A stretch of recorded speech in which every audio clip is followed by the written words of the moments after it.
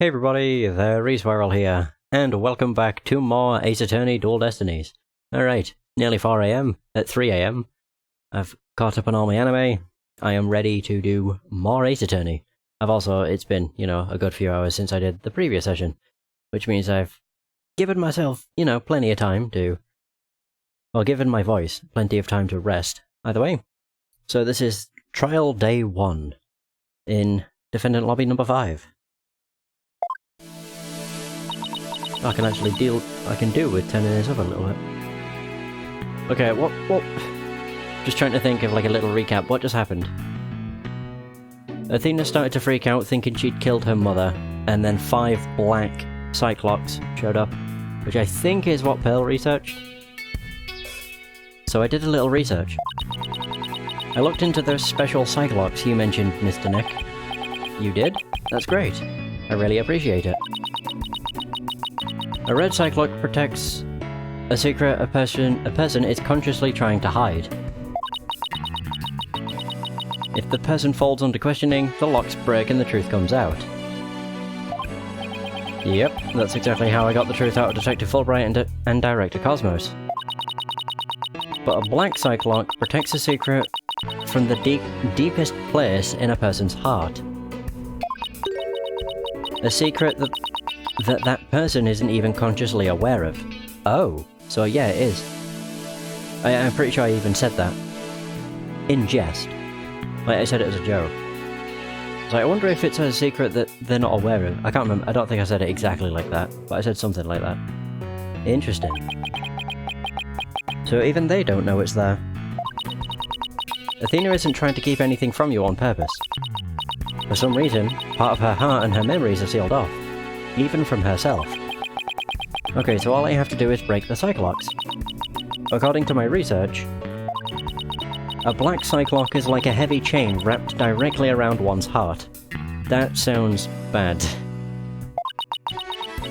If they are ripped off by force, it could cause permanent damage to a person's soul.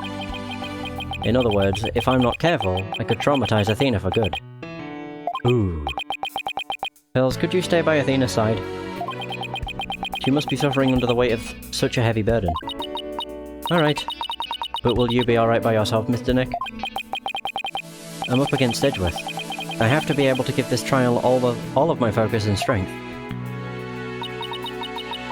And you can't do that if I'm there. I'll just hold you back. No, that's not it. I just meant I can relax and concentrate if I knew you were with Athena. You're the only one who can do it, pals. Alright. I'll do it then. Good luck, Mr. Nick. Good. Now that my mind is at ease, I'd better get ready. I'll just tidy up the evidence and take out what I don't need. It's time to end this nightmare that started 7 years ago. Alright. Do we get a cutscene? Maybe not.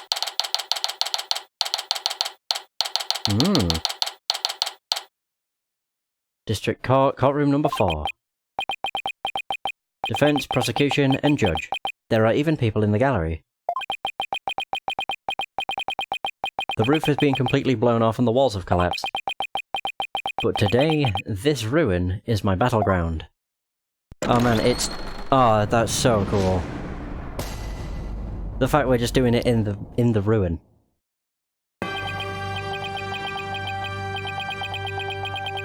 Huh. Oh, it's so weird. Court, or some facility thereof, is now in session for the trial of Athena Sykes.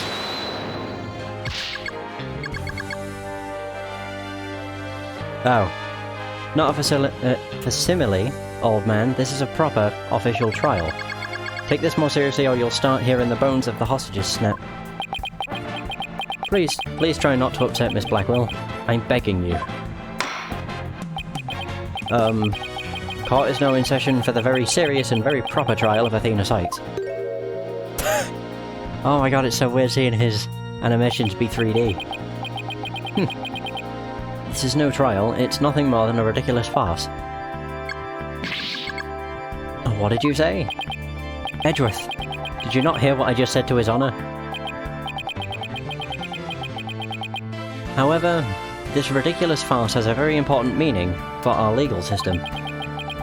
Recall the case of the UR1 incident, in which a prosecutor was found guilty of murder. That case ushered in the odious Dark Age of the Law. I see what you're after. If we can find the real truth behind that case today... I totally thought that said Teddy as well. Precisely. The darkness will be dispelled, and glory shall be restored to the court system. Prosecutor Edgeworth, you sound as if you know something of this truth. I do indeed. A new suspect has emerged in the UR1 case. For 7 years, Simon Blackwell has refused to speak in order to cover for someone else. Brace yourself, Phoenix. Here it comes. That someone is Athena Sykes. I'm sorry, right, but the situation is what it is, and I must do what I must. The prosecution moves to indict Athena Sykes on the count of murder in the first degree. Ugh. Wait. Oh, cutscene. Oh wow, this is weird. There are... Regardless the circumstance, I intend to question the defendant with all I have. For that is a part of my creed. Then you better bring it. Oh, this is cool. If the two of you are ready. Court is now in session for the trial of Athena Sykes. Your Honor, the defense was born ready. The prosecution is also ready. Very nice. Oh man, that was cool. I do what I must. You're very English voice.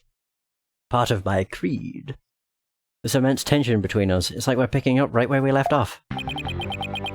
It's my duty to clear Prosecutor Blackwell of false accusations and end this insanity. But I have no intention of losing Miss Sykes either. She's a very promising young lawyer. I know without a doubt that Athena is innocent.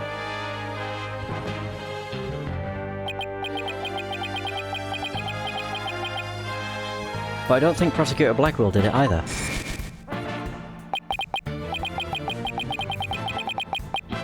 So do you have any clue who was responsible for the sabotage? At the very least, I know it wasn't Simon Blackwell. I don't know enough to identify the true culprit, but it's clear what that person is. To put it simply, a spy. The true culprit is a spy. It's going to be hard to convince anyone of that when I barely believe it myself. But I don't have a choice if I want to save Athena and Blackwell and expose the spy. Now then, Chief Prosecutor Edgeworth. No need for the Chief Prosecutor bit, Your Honor. I am here as a simple prosecutor. Very well. Your opening statement, please, Prosecutor Edgeworth. Although I've been known of late to give an impressive opening statement myself. In all the trials I have ever seen, only the prosecution gives an opening statement.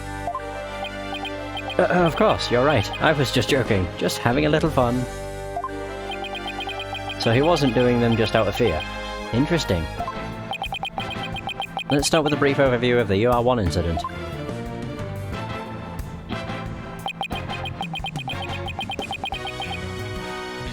The incident occurred at the Cosmos Space Center 7 years ago on October 7th. The victim, psychologist Metis Sykes, was killed in the robotics lab on the 4th floor. Athena's mother. Yeah, the clicking seems to work out a lot better now, ever since I restarted BlueStacks. Simon Blackwell, a young prosecutor at the time, was found guilty of the crime. There were two deciding factors that led to his guilty verdict. 1. Blackwell was the only person in the corridor to the lab at the time of the murder. And 2. This photo which captures the moment of the crime. Supposedly. It shows him holding a sword. Very incriminating evidence indeed.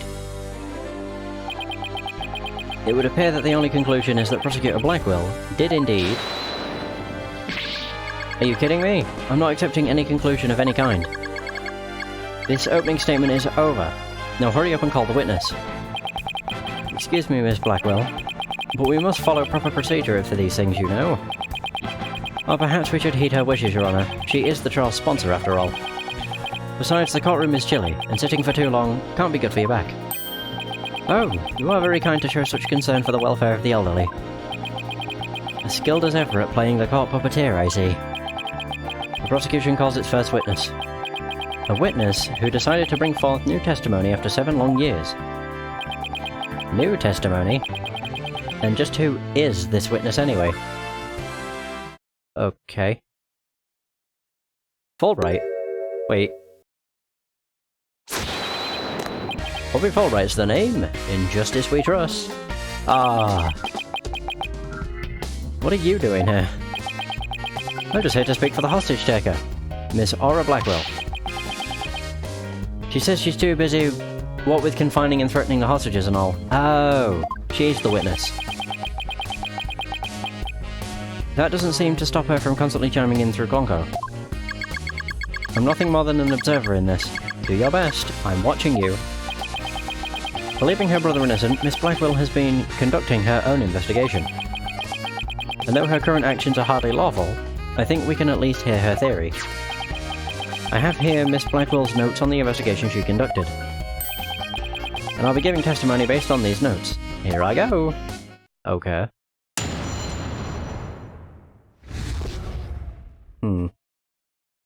So, Aura Blackwell's theory.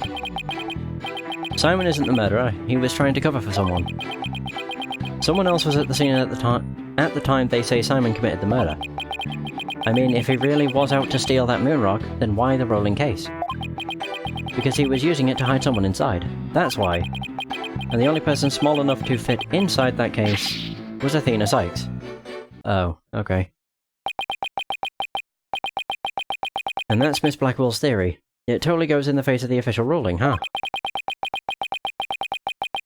About the case she mentioned, there were other rolling cases like that one in the lab. Okay, so we've seen them. But they're not for travelling, they're apparently for moving parts and equipment. Yeah, them things on the left-hand side. I remember seeing three cases, all different size, or all different sizes. At the last trial, they thought that Prosecutor Blackwell used the case to steal the rock. And they had a perfectly good reason to think that too. You see, there's a security camera in the corridor that leads to the robotics lab. Oh. And that camera captured footage of Blackwell leaving the scene with the case. I can see why that footage helped to bring his trial to a quick end. Very convincing, that's for sure.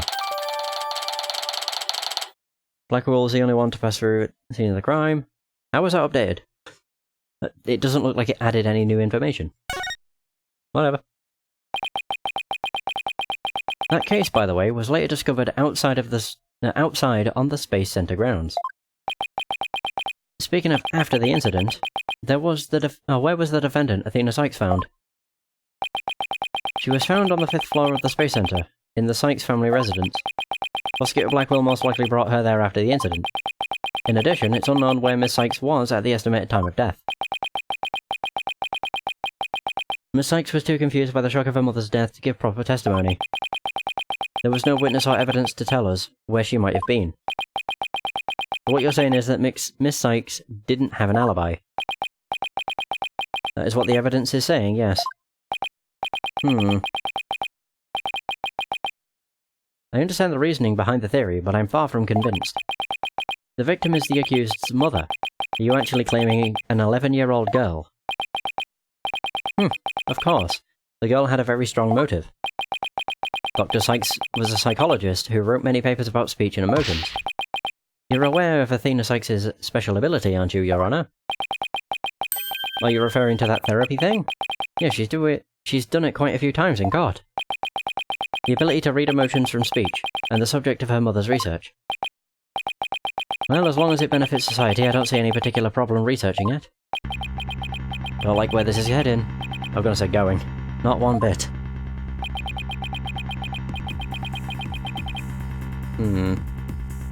Dr. Sykes was so intent on her research, she forced her daughter to undergo experiments. Prosecutor Edgeworth, are you seriously suggesting?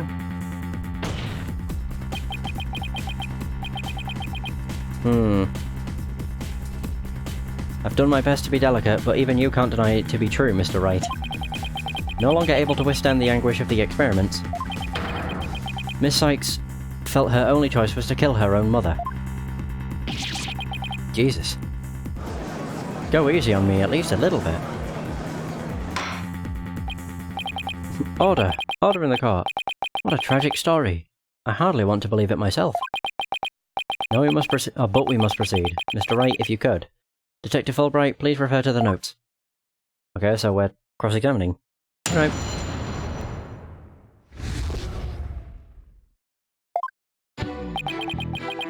Simon isn't the murderer, he was trying to cover for someone. Time to press everything. So Prosecutor Blackwell willingly accepted a death sentence to protect someone else.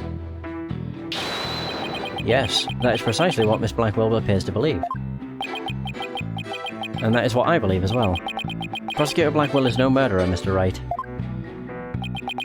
But Athena Sykes certainly didn't kill anyone either, Mr. Edgeworth. So it appears neither of us can afford to go on easy on each other. Fine, I expected no less. Oh, I remember this tense atmosphere. It's so invigorating. I'm only reading notes here, but yeah, I feel extra invigorated too. So let's keep going.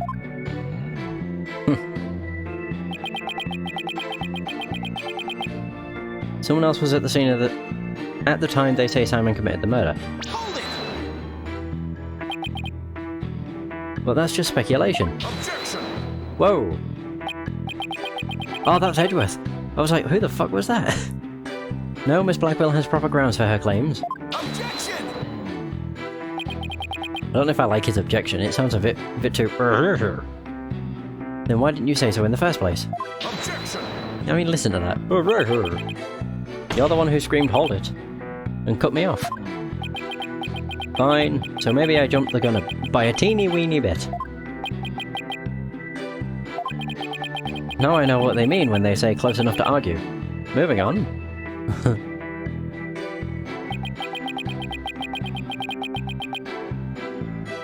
I mean, if he really was out to steal that moon rock, then why the rolling case?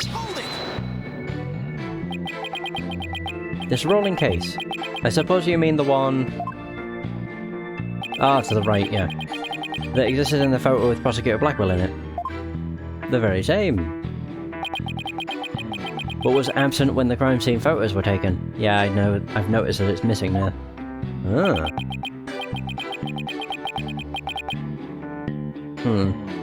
Yes, that's the one. And Miss Blackwell has drawn a conclusion from these two photos. She has? And what is that conclusion? You're the one with her notes. Oh yes. Oh right, of course. Reading them now. So why the rolling case? Because he was using it to hide someone inside, that's why. And how do you propose he hid a person inside one of those cases? Have you forgotten that we saw just such a thing only the other day? Your own daughter's magic show. She fit a grown person into a small box. Oh yeah. Way to ruin the memory of a good day. A magic show? I wish you would have thought to invite me. Actually, I would have liked to go too. My apologies. I'll invite you both next time. I promise. So, wait a minute. What were we talking about again? Prosecutor Blackwell was using the case to hide someone.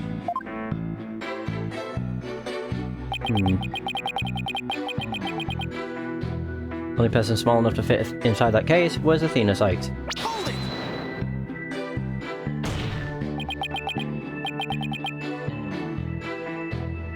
But that's nothing more than conjecture, and it's hardly the only possibility. In that case, what do you think Prosecutor Blackwell had in that case? I think it was the moon rock.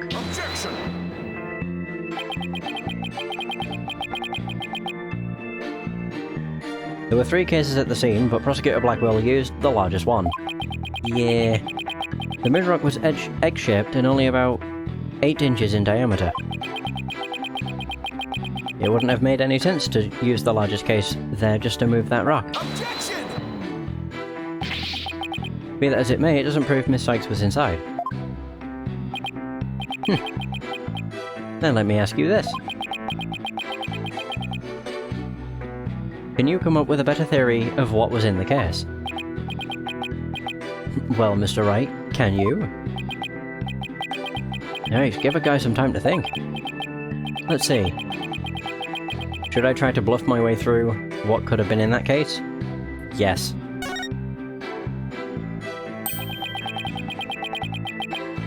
I know exactly what Prosecutor Blackwell carried from the scene. I just have to find something else that was missing, right? No sweat.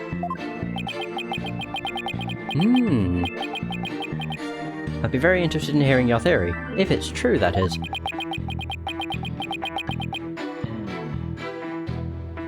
So this is a crime scene photo taken after Prosecutor Blackwell left, correct? All we have to do is compare this with...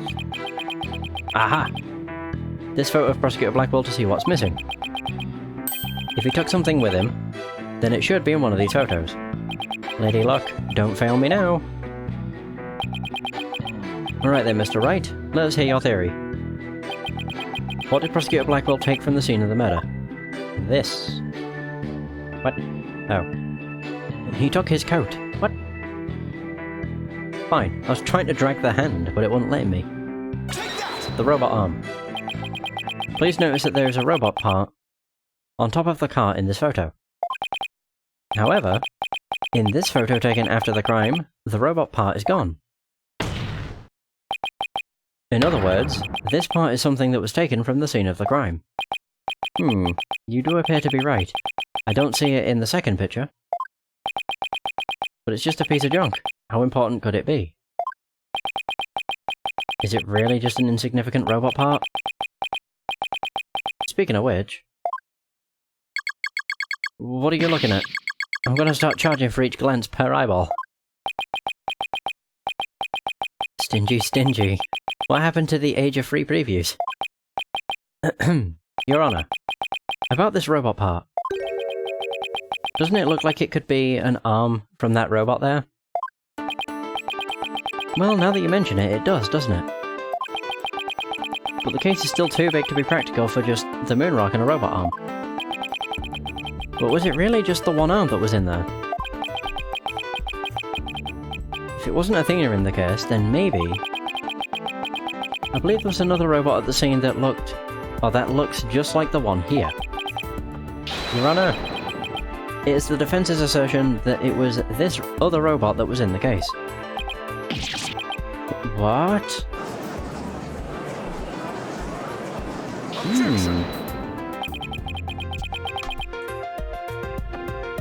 We can't be certain that part belonged to a robot.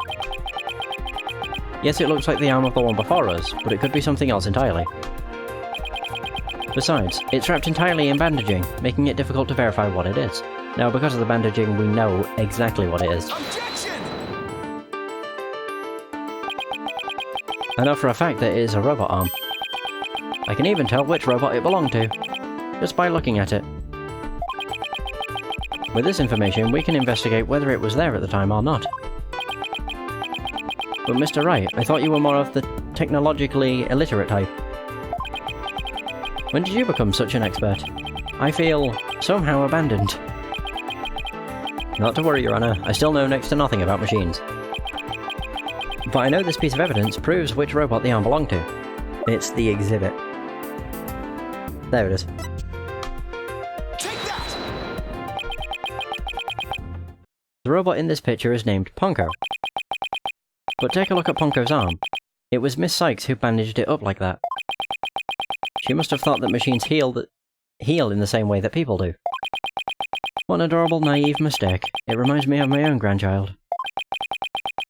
The robot arm at the crime scene had the same bandaging wrapped around it. In other words, this robot arm could belong to none other than Ponko. I'm pretty sure it's Ponko. It's Ponko and Clonko. It's not Poncho and Cloncho. Order in the car. Order, I say. Prosecutor Edgeworth, what do you have to say to this? I can see that the robot is about the same size as a child, but it cannot grab its knee and curl itself up into a ball. Even if it was the largest of the cases, the robot couldn't have possibly fit in there. The case does come up to about mid-thigh on Prosecutor Blackwell. I see your point. The robot is much taller than that. They've got me there. You can dismantle robots. So then did Prosecutor Blackwell make Ponko fit into the case by compacting her? No, dismantling. Of course Ponko would fit. All Prosecutor Blackwell had to do was dismantle her. Once taken apart, the robot could have easily fit inside that rolling case. It appears to be a robot assembly device. Disassemble anything in a flash. Press the dismantle button. That sounds pretty neat. Can I push it, Mr. Nick? It sounds rather violent, but Mr. Wright does have a point there. Objection! Except that there was a body on the table where the robots are dismantled and assembled.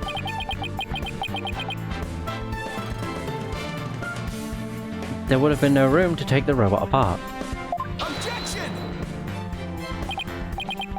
But what if it wasn't done on the table?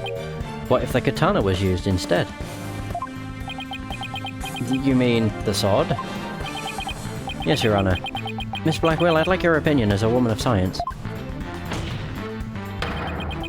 Isn't it true that the katana could have been used to take the robot apart? I suppose so. Their joints aren't made of a very tough material. A blade could slice through them. Thank you for your expert opinion, Miss Blackwell. Thanks to you, we now know that the existence of the severed arm in this photo proves that Ponko was taken apart. In addition, since the rest of Ponko was not found at the scene, we can conclude that the true meaning of this photo is very different from the original interpretation. You can't mean... That's exactly what I mean. This photo does not capture the moment of the murder. It is instead a picture of the moment after the robot was sliced apart. The blood you see where the arm was cut off was transferred there by a bloody katana. Most likely, the rest of Ponko is scattered around Prosecutor Blackwell's feet. Not hearing this.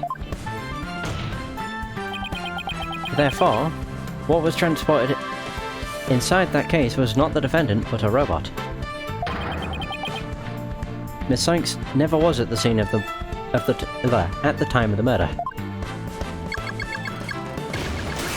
Oh! My head! My body! Where am I? Oh dear.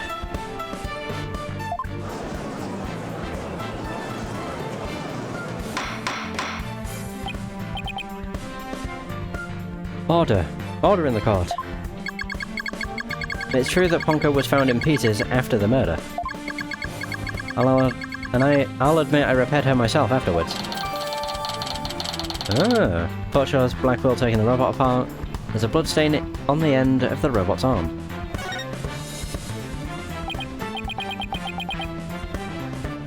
Yes, I'm finally making some progress. Hopefully I've gotten at least one step closer to proving both Athena and Prosecutor Blackwell innocent. Objection! Of course. Well played, Mr. Wright. You've made your point abundantly clear. I can see that it wasn't the defendant inside the rolling case, but the robot. Alright. What's going on here?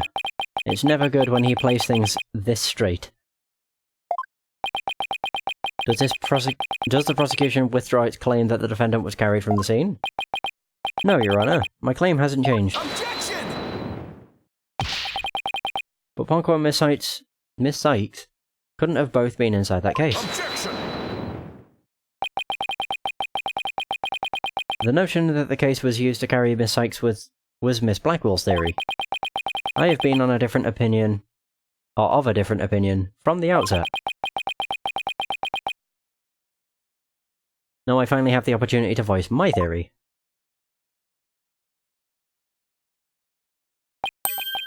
God, the eyebrow. Thanks to the defense. Edgeworth. He's been one step ahead of me this whole time. In that case, how do you propose the defendant left the crime scene? Simple. The footage only shows Prosecutor Blackwell from behind. What's more, he's holding his arm in front of his body, as if he were holding something, or someone. That's hardly evidence. I have proof.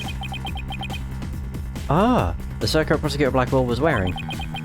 The victim's blood was found on the front of it, and the stain had a highly distinctive shape. A blood stain with a distinctive shape? Please continue, Prosecutor Edgeworth. 7 years ago, the defendant was known to constantly wear a certain item, of which there is only one in the world, a special pair of headphones made just for her. Every time she wears them, she looks so sad. But every time we see this, she always just looks so sad. She always wore these big, heavy-looking headphones. She said her mother made them for her, as part of her research. Analysis showed the bloodstain to be in the exact same shape as these headphones. In other words, this was no mere blood splatter. The blood went from the victim's body to the headphones and then was imprinted onto Prosecutor Blackwell's coat like a stamp. A most gruesome stamp indeed. Blackwell carried Miss Sykes, who had been hit by splatter, away from the crime scene. This proves that Athena Sykes was, without question, present at the crime scene. And that concludes the prosecution's argument. Wow. Did he literally just destroy every point we made? Harder. If the defendant was indeed at the scene, it deepens the suspicion against her. Objection! But we've also shown that the robot was there at the scene as well. Objection! I hope you're not making the ridiculous claim that a simple robot was the real murderer.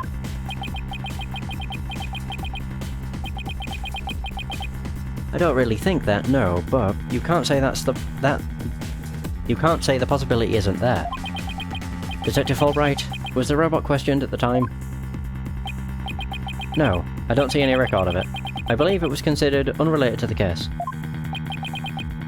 But as it turns out, the robot was actually integrally related. Your Honor, the defense would like to call Ponko to the stand. A robot witness? I love just calling the craziest stuff to the stand. Order. Order in the court, Prosecutor Edgeworth. What do you think about this? Mr. Wright has called all manner of witnesses to the stand over the years. So why not a robot? Nothing surprises me anymore with him. Very well. I will allow the witness. Bailiff, please summon the robot named Ponko.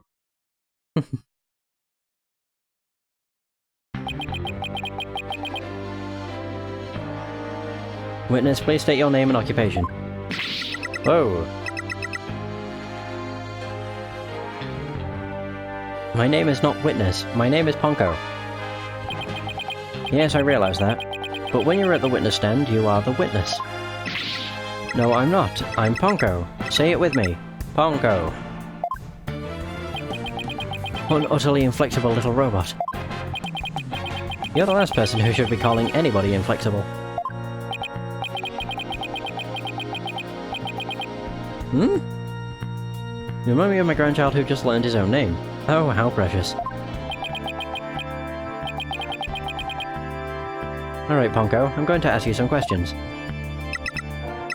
Questions? You have questions? Hooray! What are your questions? I want to know if you were there at the scene of the murder of Mrs. Sykes. It was 7 years ago on the 7th of October around 2 PM, in the robotics lab.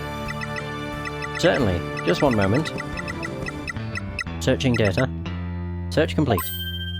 Yes, I was there in the robotics lab.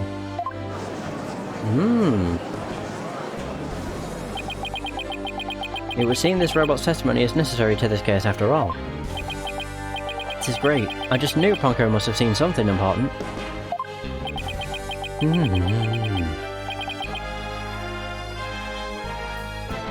A murder committed right before this poor little girl's eyes. It's inexcusable. The judge seems ready to adopt Ponko as another grandchild. So, little Ponko, do you think you can give us your testimony today? There we go. What a game this has been. We've cross-examined an orca, a robot, a bird. What I saw. I went to the robotics lab at about 2 PM for my regular recharge. Just as I was about to charge up, Athena came in and hugged Mommy Metis. And then Mommy Metis fell down. After that I was recharging, so I don't know anything. After I charged up, I was cleaning the room and Mr. Simon came in. And then an error occurred. There's no data after that point. It's when he took it apart. And it sounds like the defendant was, without question, at the scene. However, it doesn't appear that the witness saw the actual moment of the murder. I disagree. This testimony shows that the defendant did indeed commit the crime. What? At the end of the day, we mustn't forget that this witness is still a machine. Being a robot, its understanding and capacity to express itself are limited. So what are you suggesting? The witness's statements need to be interpreted. For example, the term hugged, and then later fell down. Adults don't usually fall down after being hugged by a child. They don't, but... Yes, what this witness's statements are telling us is that the defendant stabbed the victim with the murder weapon during this moment. What?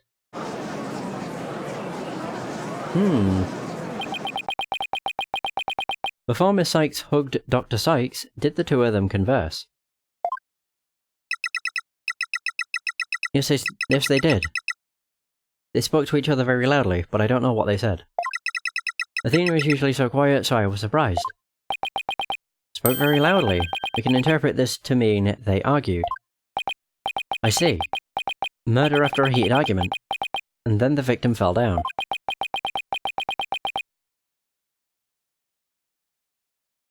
I agree that it does sound like a reasonable interpretation. However, Ponko doesn't seem to remember anything that happened after that. When I am recharging, I go into sleep mode. But I remember everything before that. I have a very good memory. You may as well admit defeat now, right? A cross-examination would be useless. Don't be ridiculous. A cross-examination is never useless. Until now, think about it. Robots don't lie.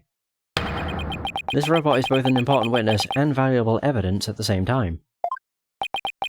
Nevertheless, I will have my cross-examination. I see you haven't changed. You never were one to worry about wasting time. Very well. Even if it may be a waste of time, you may proceed, Mr. Wright. I'll show you both just how fruitful my cross-examination, any cross-examinations can be. I thought it said my cross-examinations. Only when I'm doing it.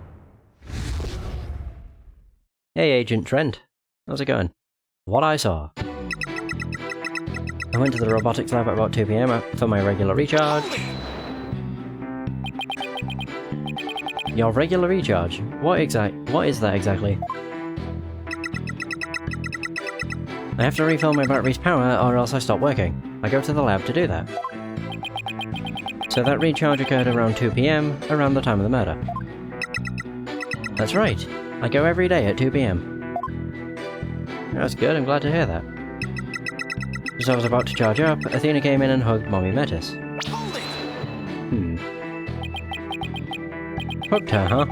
Which Edgeworth took to mean stabbed her with a weapon. You said the two of them were talking before Miss Sykes hugged her mother, is that right? Yes, they were talking very loudly, but I couldn't tell what they were saying. Couldn't tell. Even though they were speaking so loudly?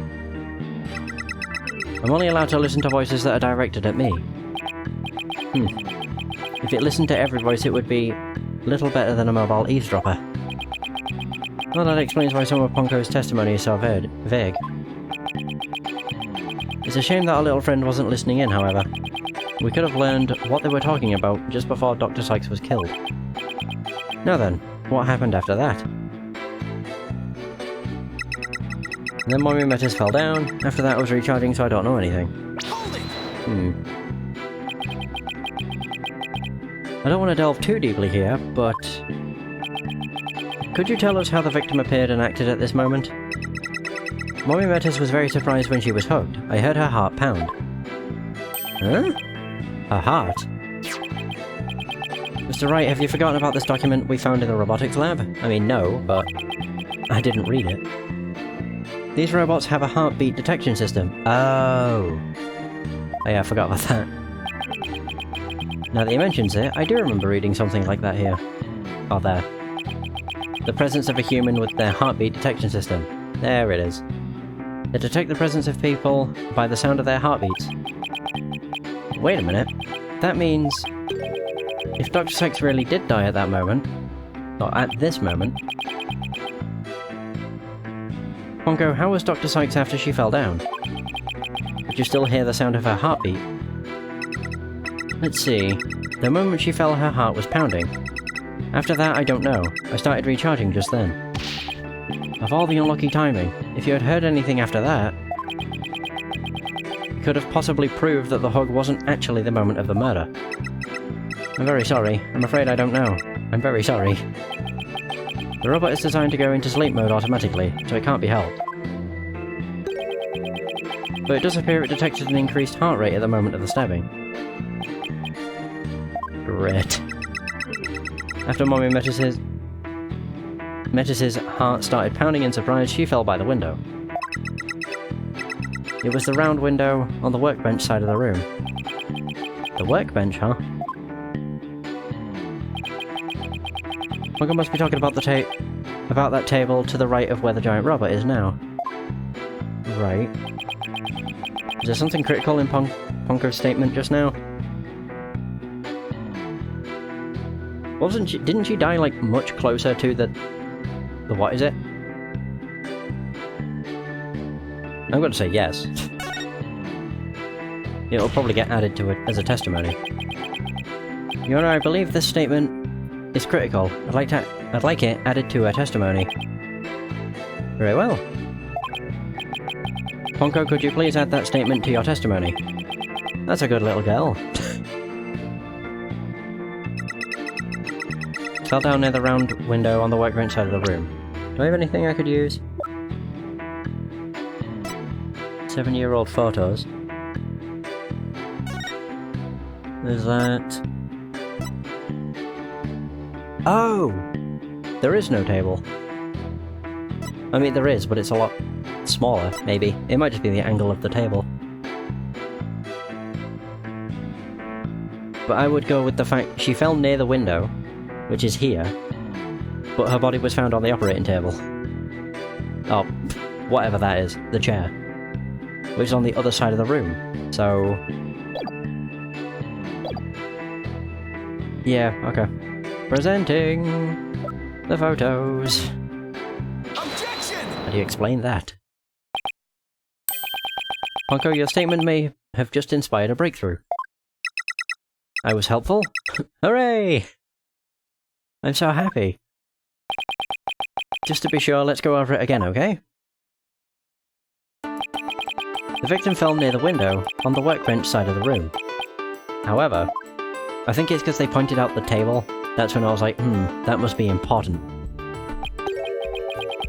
My first thought was the fact that it looked like she died on the chair. But because they pointed out a table, my mind just instantly jumped to that. Her body was discovered on the operating table. But the operating table and the workbench are two different locations. Exactly. Exactly, Your Honor. We've just learned a new, crucial fact. What could explain the two very different locations of the body? I'll tell you what. The defendant moved the body. The victim moved the body. Oh, wait, no. It's not moving the body, it's the victim moved. Which means she didn't die. And her autopsy report said it was instantaneous. An 11-year-old girl couldn't have moved the heavy body of an adult. So the only explanation is that the victim walked to the operating table herself. In other words, what Ponko observed near the workbench couldn't possibly have been the moment of the murder. Whew. I'm very relieved to hear that. Glad to know that the murder wasn't committed in front of the little Ponko here. Oh my god. Yes, as we just heard in the testimony, Miss Sykes hugged her mother, nothing more. Objection! Maybe it was like a hug that caught her by surprise. Or something. Right. It's been 8 years, but you're still just as green as ever. Green? But I can't recall ever seeing Mr. Wright in anything but a blue suit. Somehow I knew he was going to point that out. Hey, blue's my favourite colour. What can I say? If the defendant couldn't move the body herself, she could have had it moved for her. Moved for her? But Miss Sykes and Dr. Sykes were the only ones there. I agree, since this robot is equipped with a heartbeat detection system. It would have been aware of another person's presence if someone else had been there. We can therefore conclude that the defendant and the victim were the only ones present. Then who do you suggest moved the body? Pongo? Don't you know it's in the nature of a robot to help people do things? Miss Panko, allow me to ask you a question. It's Ponko. Dude. My name is Ponko. Say it with me. Ponko. I believe you said you were cleaning after Dr. Sykes fell down. Did you happen to move something large onto the operating table? Yes. Yes, I did. Athena asked me to. Oh, fuck. Athena asked you to. And what did you move, little Ponko? I don't know.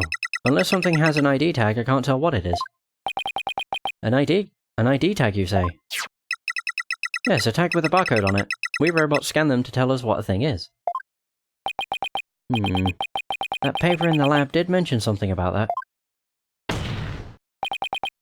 Miss Panko, on the defendant's command... Oh, move the body onto the operating table.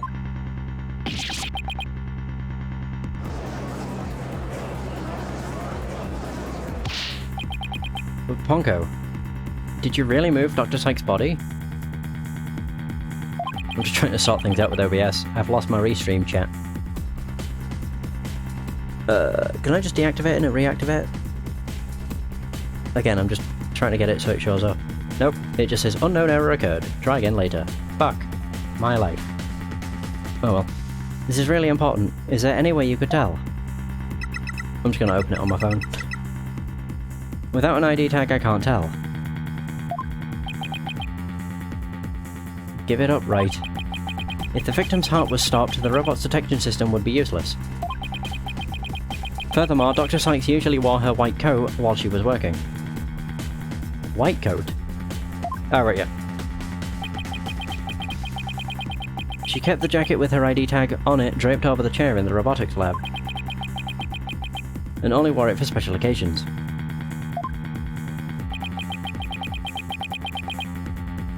In other words, the victim wasn't wearing her ID tag at the time. From the robot's point of view, her body was simply just another object. Objection!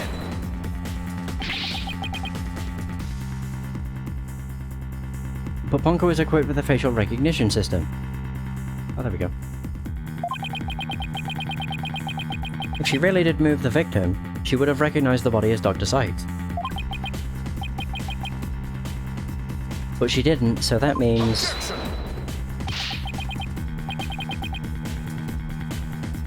Her face can easily be covered with a piece of cloth, a mask, or anything else for that matter. With her facial features hidden, the robot wouldn't be able to tell if it was Dr. Sykes.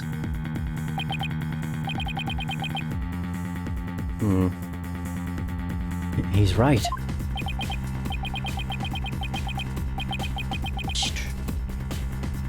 To summarize, Miss Sykes stabbed her mother near the workbench, then using the robot.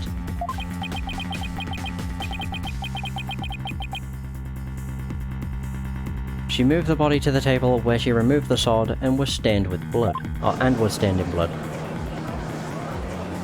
I'm just trying to get my fucking chat working.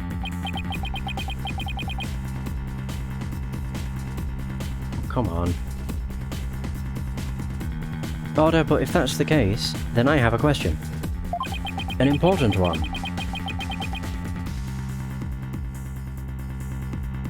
Why did the defendant move the body to the operating table in the first place? You want a reason? Very well.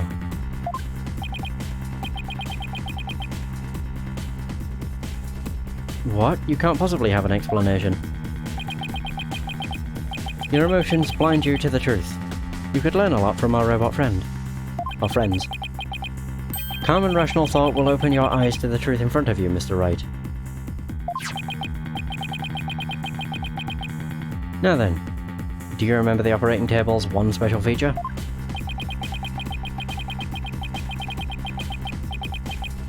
I believe I read that robots can be assembled and disassembled there. Isn't that right? That's right. And to the defendant, who was just a child at the time... Oh... The table was like a magic box that could make robots appear or disappear in seconds. Oh dear.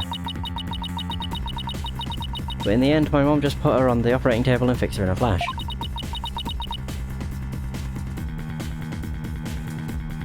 I was so impressed by what my mom did. Even after she would put me on the table and fix me if I ever got hurt. It looked just like magic to me, what she could do. You can't possibly be suggesting... Oh, but I am. This young, sheltered girl had a difficult time distinguishing robots from people. But take a look at Ponko's arm. It was Miss Sykes who bandaged it up like that. Yeah, because she thought that's how it healed. The silly goose. She must have thought that machines heal in the same way that people do. What an adorable, naive mistake. It reminds me of my own grandchild.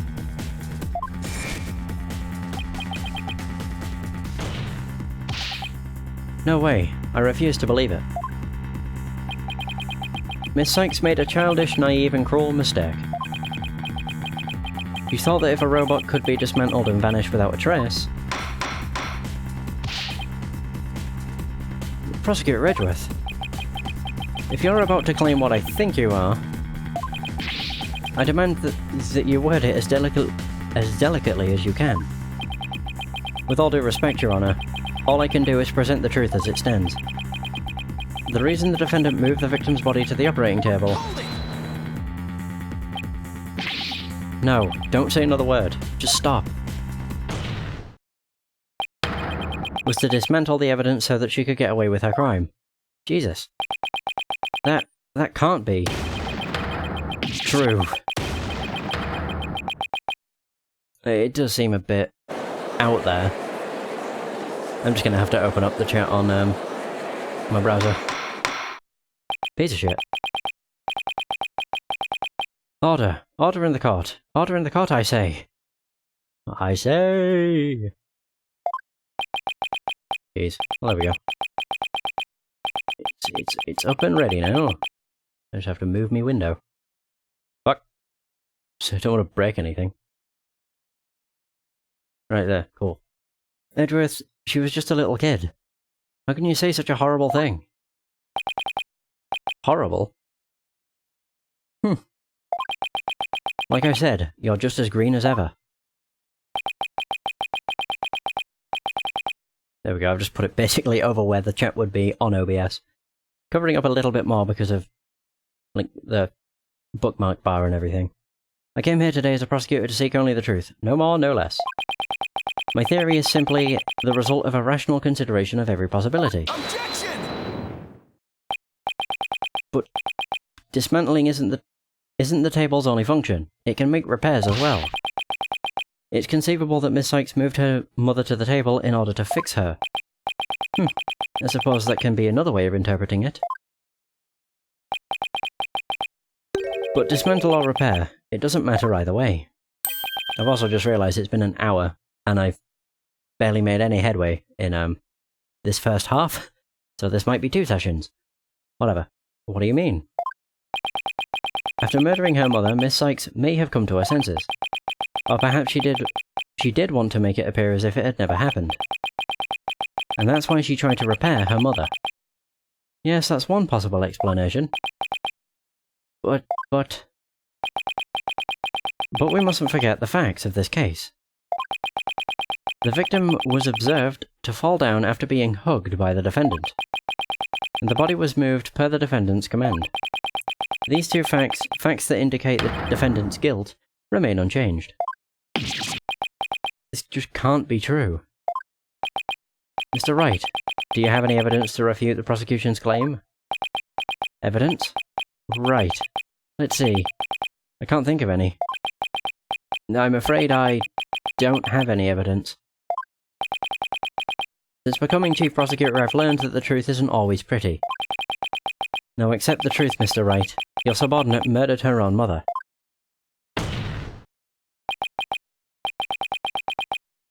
Your Honour, the prosecution demands a verdict. The hostages have suffered enough. What a terrible and tragic conclusion. If the defence has no counter-argument, I see no need to further prolong this trial.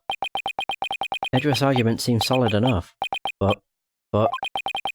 there's no way Athena could have ever done anything like that.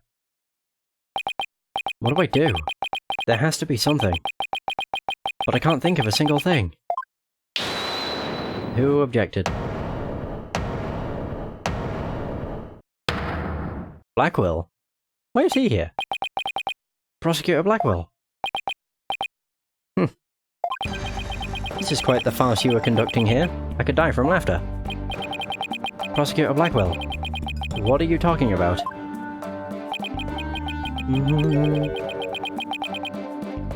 What I'm talking about is that your argument is based on an entirely false premise.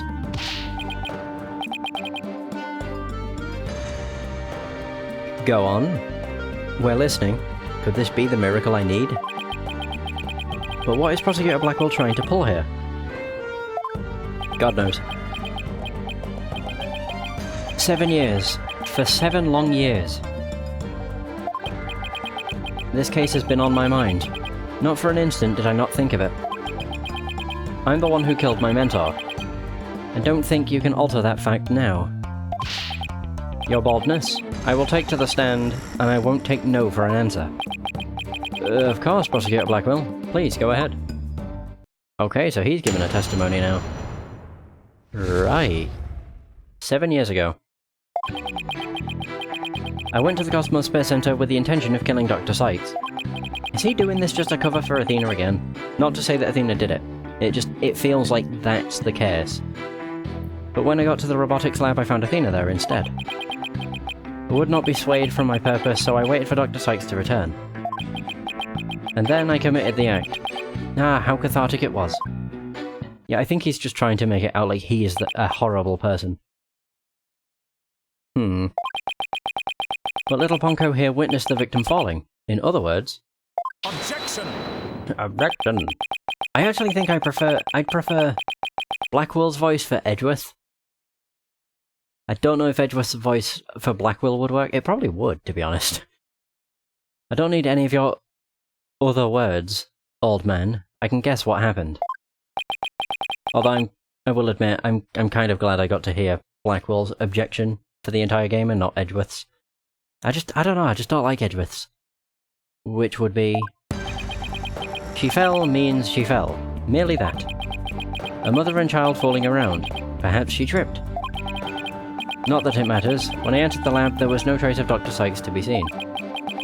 There was no dead body either, of course. Meaning, she must have left the room. So the murder occurred after the time period Ponko described in her testimony. You should hardly take stock in the words of a wind-up toy. Objection! Yeah, I just don't like that objection. Then how do you explain the fact that the defendant had the robot move something? Athena was always tinkering with robots on the operating table to amuse herself. And she always had Ponko to move the heavy ones for her. That day was no different. Ponko moved a heavy robot for Athena. Wow, I can't believe he's come to Athena's rescue. This is awful. What he's saying seems to make sense, and yet... Objection! Prosecutor Blackwell, are you trying, even now, to turn away from the truth? Don't you realize we could bring the Dark Age of the Law to a close today? Objection! You expect too much from me. I'm just a murderer, beyond redemption. Why don't you just let me go so I can settle down into hell? Oof. Prosecutor Blackwell's execution is tomorrow. If the truth doesn't come out now, it's all over. Are you saying that the little girl and the robot had nothing to do with the murder? That's right. So let's hear your verdict. If we don't hurry, I might miss the ferry across the Styx. No! Don't you dare, Judge. Don't forget I have hostages over here. And Simon, how long are you going to cover for her? Miss Blackwell? Forgive me, Aura. I never wanted you to do anything like this for me. But you agreed to this trial. If you have a counter-argument, then present your evidence. That's the rule of the courtroom. Isn't that right, Chief Prosecutor? Blackwell, you selfish... Well, to be frank, I don't like this, but it's my duty to make a decision. If no one has a counter-argument, I will announce my verdict. Is this really happening? Is it really going to end just like it did 7 years ago? I wanted to do it so bad. Even now, I wanted to fly out of here and go save him. No, I can't tell her. But how can I lie to Athena? If I can't prove Prosecutor Blackwell's innocence in this trial, I don't think Athena will ever forgive me.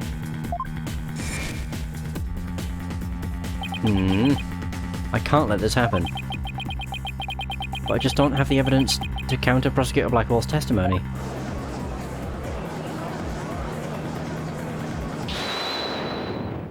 Now who's interrupting? Oh, Athena. Athena, what are you... Are you feeling okay? I can hear it. I can hear the voice of his heart. He's hiding something. If he really is, I could sure use Athena's help here. Her power might be just the thing to get us through this. Objection! Sykes, Dono. No need for you to chime in here, just accept that you're innocent. Objection!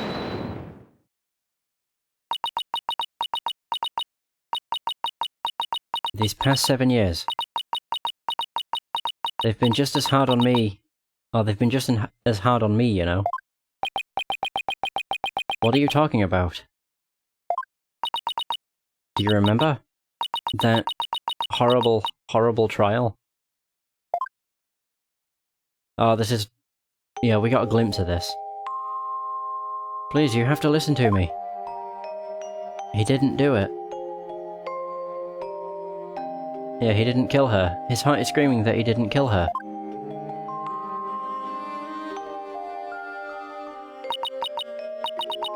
Even now, every time I stand in the courtroom, it comes back to haunt me.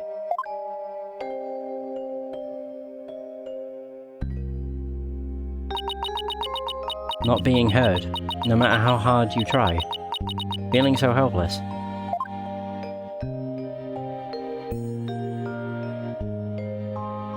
Yeah, that's when she... It was creepy seeing that one. Caught in people's stares, so scared that it feels like your chest is in a vice. I'm terrified of courtrooms. I want to run out of that door even now.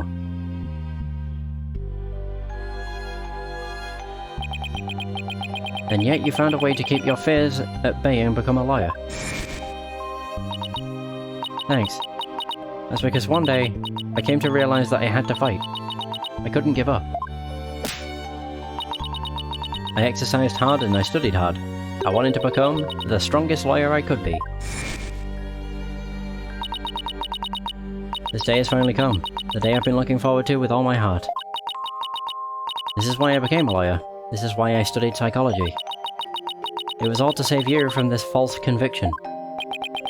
But Miss Sykes, do you realize what it would mean? You were the accused after all. If you prove Prosecutor Blackwell innocent, then... The only thing that matters is the truth. It's my duty to find out what that truth is. Simon, please give me this chance. The chance to shake off this fear that's been with me for 7 years and to face the truth. Athena is being so brave confronting her past like this. This might really be the last chance to save them both. Prosecutor Blackwell, please testify one more time about the incident 7 years ago. Fine, but your efforts will surely be in vain. For I am not a man who can be cut down easily. Here we go, Simon. Let me hear the voice of your heart. Okay, it's Move Matrix time.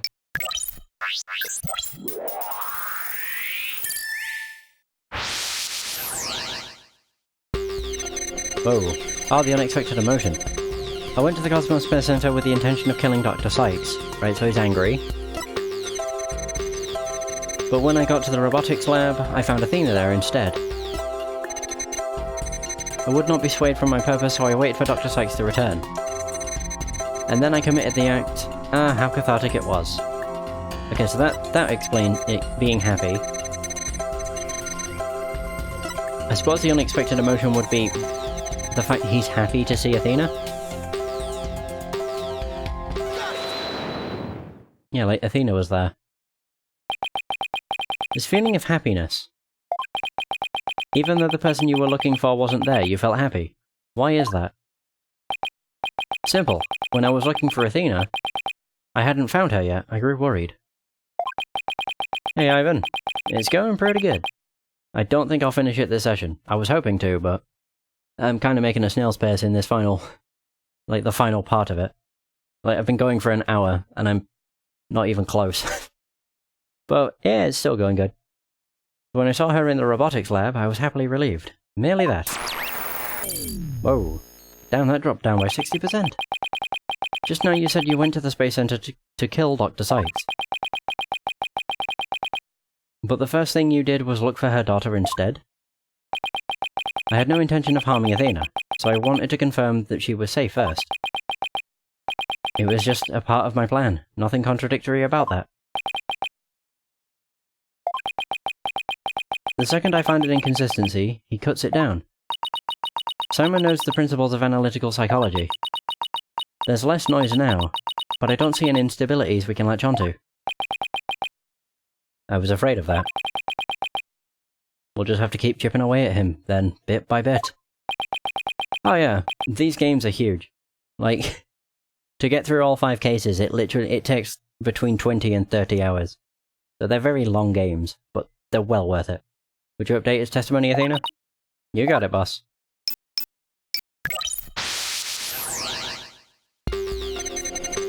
So I call the Space Center with the intention of killing Dr. Sykes. Oh, this was the way it was updated. When I found Athena in the robotics lab, I was relieved. But I would not be swayed from my purpose, so I waited for Dr. Sykes to return. Wait, what?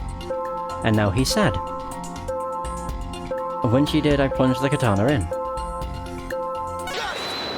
Yeah, why is he sad? Not even you can falsify your emotions, Prosecutor Blackwell. What? When you said that you killed Dr. Sykes in your testimony, you felt sadness. Why would someone who had laid in wait to kill her be sad at her death? Such an obvious attack. Oh, no worries, Agent Trent. I had a disconnection issue, so it's all good. Yes, I felt sadness, but it wasn't for her. I felt sorrow for Athena and her circumstances. He can't be talking about that, can he? I was just a convenient subject for her research. Ah. Dr. Sykes was so intent on her research, she forced her daughter to undergo experiments. My objective was to save Athena. From an obsessive scientist who treated her own daughter like a research subject. What? I went to the psychology lab first. That's where I would usually find Athena playing. But that day was different. I heard someone crying in the robotics lab next door. Was Athena being subjected to yet another experiment? I thought as I went to see. Conveniently, Athena had cried herself to sleep, so all I had to do was wait and kill. So that's why he was relieved when he saw Athena.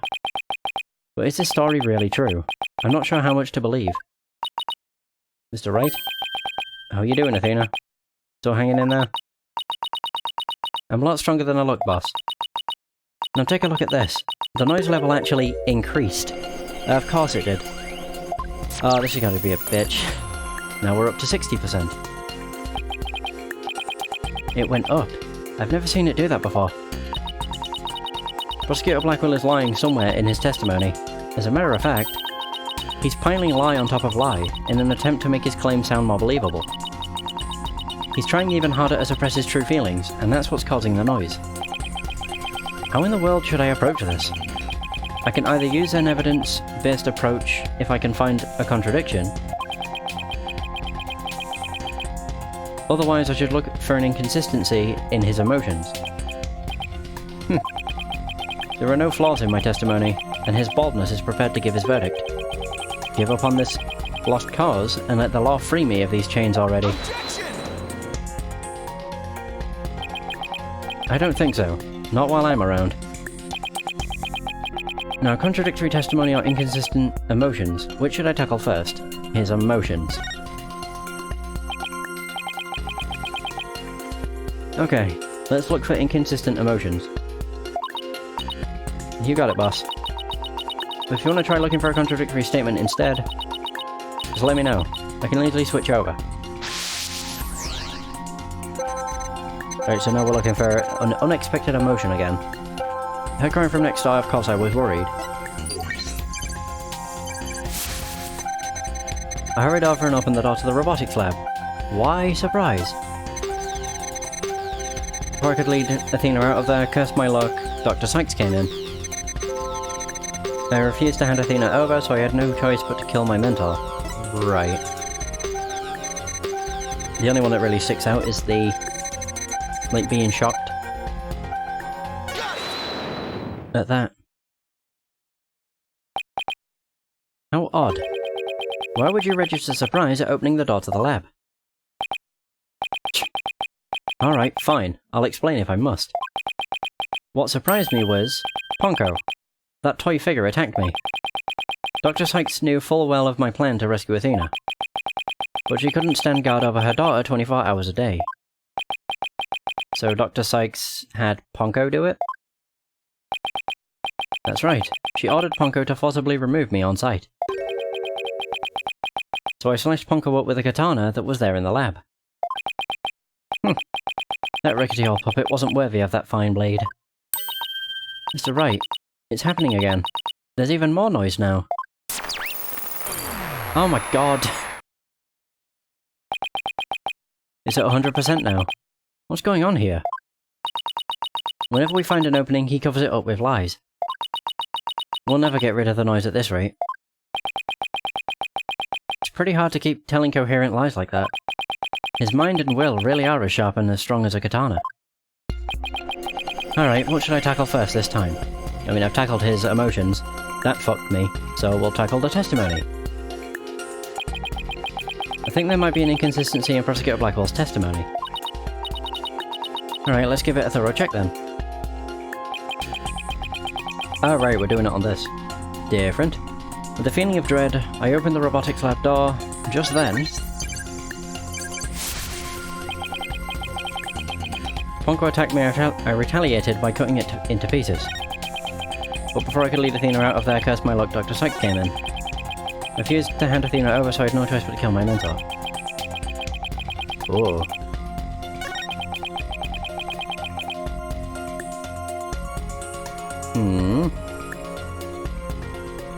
So he cut Ponko to pieces.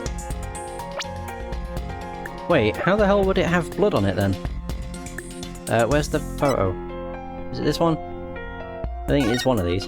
Not that one. No. Oh, not that one either. Crap, which one was it? Oh, there we go. Yeah, it's got blood on it. So that was only after he'd already... Oh.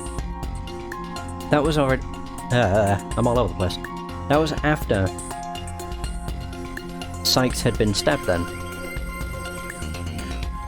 I just assumed they, like, leaked red stuff. But okay, that makes sense. So there. Objection! There wouldn't be blood on the arm. Compounding lies with more lies is never the answer, Prosecutor Blackwell. Take a look at this photo. That's the photo of the supposed moment of the murder, isn't it? How many more times must I see that which damned me for my sin? The ironic thing is, I think this picture is actually going to be your saviour now. See the bloodstain at the end of Ponko's arm where it was severed with the katana? I hope you aren't claiming it's the robot's blood, Mr. Wright. No, most likely the blood was transferred there from the bloody katana. The katana already had blood on it, so then it must have been the victim's blood. That's right, but if that's the case, we found a glaring inconsistency. She was already stabbed. Already dead. And he's just realised. You said in your testimony that you cut up Ponko, and then you killed Dr. Sykes. But in spite of that, the victim's blood is already on Ponko's arm in this picture. What? But that couldn't be. Exactly. In order for the blood to have transferred from the sword to Ponko's arm, the victim must have been stabbed first before the robot was slashed. In other words, Prosecutor Blackwell, your entire testimony is nothing but one giant ball of lies. Oof. Tell the court the truth, Prosecutor Blackwell. Now. Oh, look at him. You have no idea what you're doing. His voice.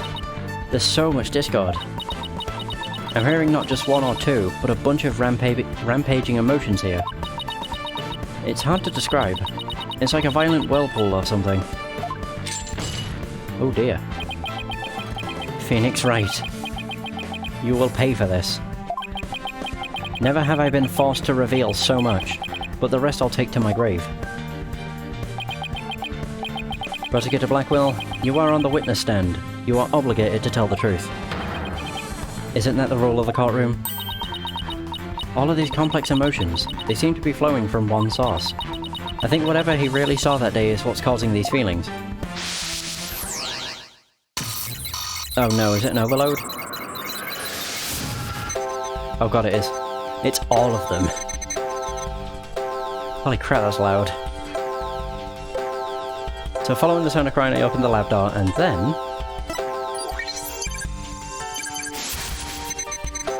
I saw it, that terrible scene. If I could lead Athena out of there, it's the same.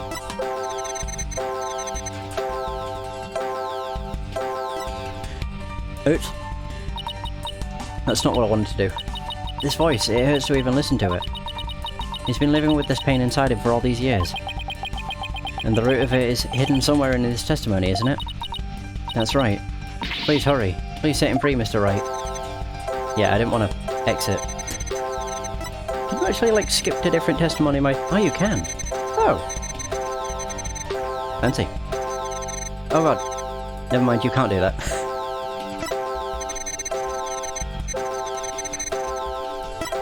So what would have been the cause? This? Probe. The robotics lab. Ponko. Athena? Like, it clearly cares for Athena. Is it Athena that's causing the strong emotion?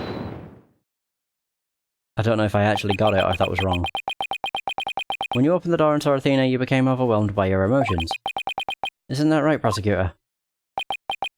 Oh, he's sweating. You should know better.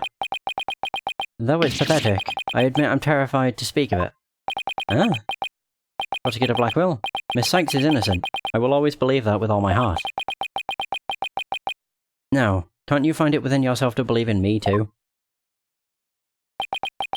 Athena is innocent. Huh? Can you honestly say you believe it? Or believe that to be true? Right, Dono? Oh. I give you my word. Now tell me what you really saw when you opened that door. Curse you, Phoenix Wright. Oh no. You can actually get a bad ending. If you fuck up with that. It was a tragedy. One I'll never forget. Yeah, I think there's 3 bad endings, and obviously 1 good. I know in like previous games when there's been a bad ending, I've gone out of my way to get it, but yeah, this time I didn't want to go to the effort. It was a tragedy, one I'll never forget. When I arrived at the lab, actually the only other game that had a good and bad ending, I think, was Justice for All. And that was an easy one to actually get both of. All you had to do was choose. It was a matter of choice, whereas this you have to deplete your gauge. I can't be arsed doing that. When I arrived at the lab, Dr. Sykes was already dead. She was lying on the operating table, while the bloody katana lay on the floor. And standing between the two... Oh. Covered in blood was Athena. She smiled, with a far-off look in her eyes, as she sweetly said, "Oh dear. Oh dear." As she sweetly said, "Something's wrong with Mom, so I'm taking her apart to fix her." Oh, Jesus. Wow. That was creepy. That's what I saw. And now you have it. The truth that you so desperately wanted. Oh god, Athena's probably gonna break down too. Great.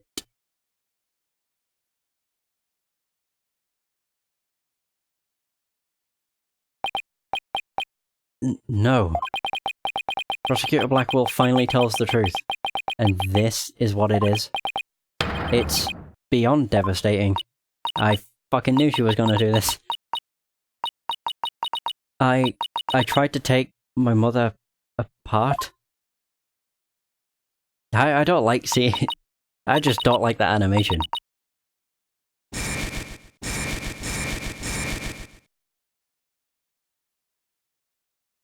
Jesus.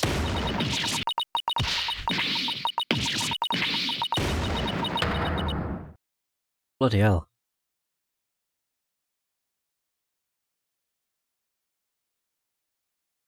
That's pretty messed up. So it was me. I'm the one who killed my mother. Athena. As I said, right? The truth isn't always pretty.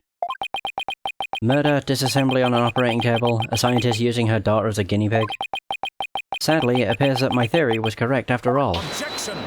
Whoa. Oh. It's true that Athena didn't like her mother's research, but... You dare cast aspersions on my mentor by claiming Athena was used in such a manner? Dr. Sykes could be awkward with people, but she loved her daughter with all her heart. She... loved me? Your mother hated to see you suffer because you could hear the voices of people's hearts. She wanted to set you free of your pain, so she worked tirelessly on her research. Do you remember those headphones you hated so much?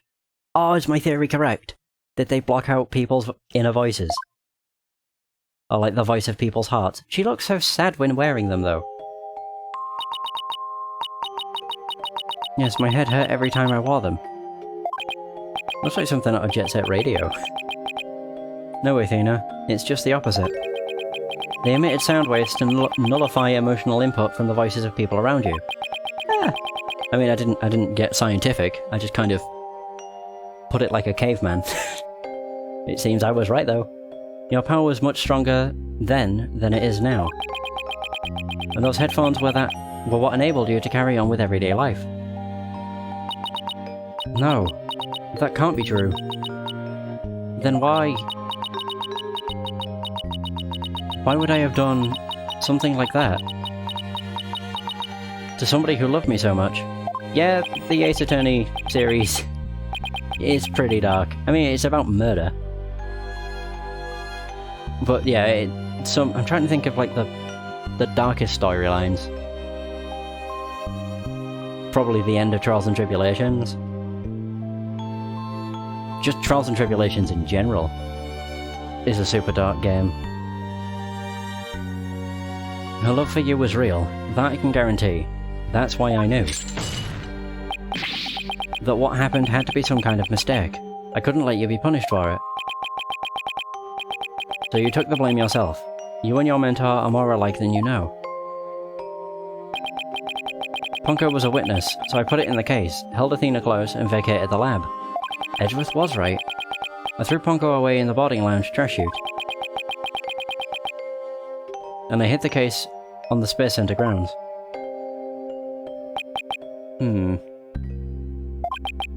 It would seem that we now have all of the facts of this case. Hold it! No, not yet. It can't end like this. Objection! Do not disgrace yourself, Mr. Wright. The truth has been revealed. Or are you the type of man to turn your back to things that disagree with you? I'm not. But this. I can't give up now. I have to say something. Anything. Even if it's a bluff. I've always managed to pull through that way in the past. I have to make it work. The defense is, prepared to present evidence. Oh wow, we're just bald-faced lying. Mr. Wright. Yes, Athena? It's okay. You can stop now. I don't want you or anyone else to suffer any longer for my sake. Athena, what are you saying? I killed my mother. That's the truth. It's just like Prosecutor Edgeworth said. We have to face it, no matter how much it hurts. Oof. I admit my guilt.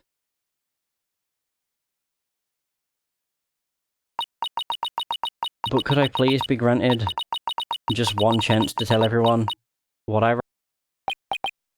It appears Miss Sykes is much braver than you, Mr. Wright. What say you, Your Honor? In light of her courage, will the court give Miss Sykes this opportunity to confess?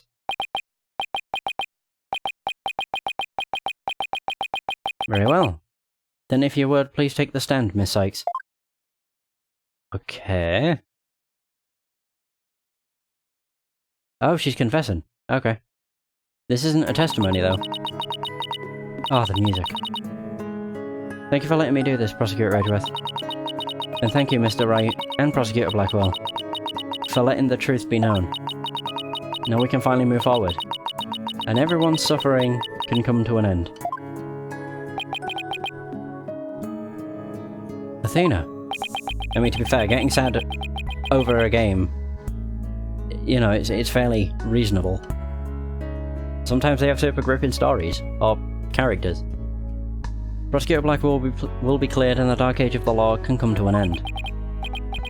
Yes, admit your guilt, and bring everything to its conclusion. I killed my mother.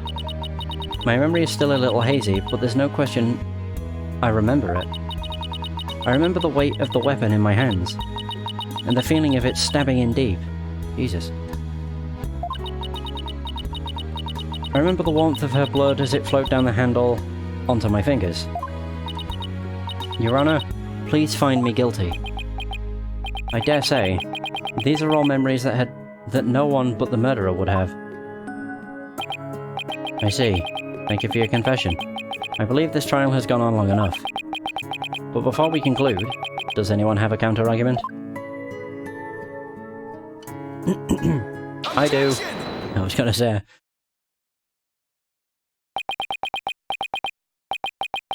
I do, Your Honor. Mr. Wright. But Mr. Wright, why? I killed her. I remember it now. Any counter-argument now is pointless. Objection! Don't tell me you've forgotten one of the basic tenets of lawyering. Always believe in the client to the bitter end. Athena, you are not a murderer. Objection! Oh, bugger off, Edgeworth. I said that you never changed. Could you have actually regressed in these 8 years? I won't stand for your childish emotionalism getting in the way of the truth. Emotionalism? Don't lecture me on matters of the heart, Edgeworth. Because I can see straight into a person's soul. Oh, and her, yep. The 5 Cyclops. Jeez. I did a little research. I looked into those special cyclops you mentioned, Mr. Neck. Athena isn't trying to keep anything from you on purpose. For some reason, part of her heart and her memories are sealed off, even from herself. Something so devastating happened, she's forgotten about it, I guess.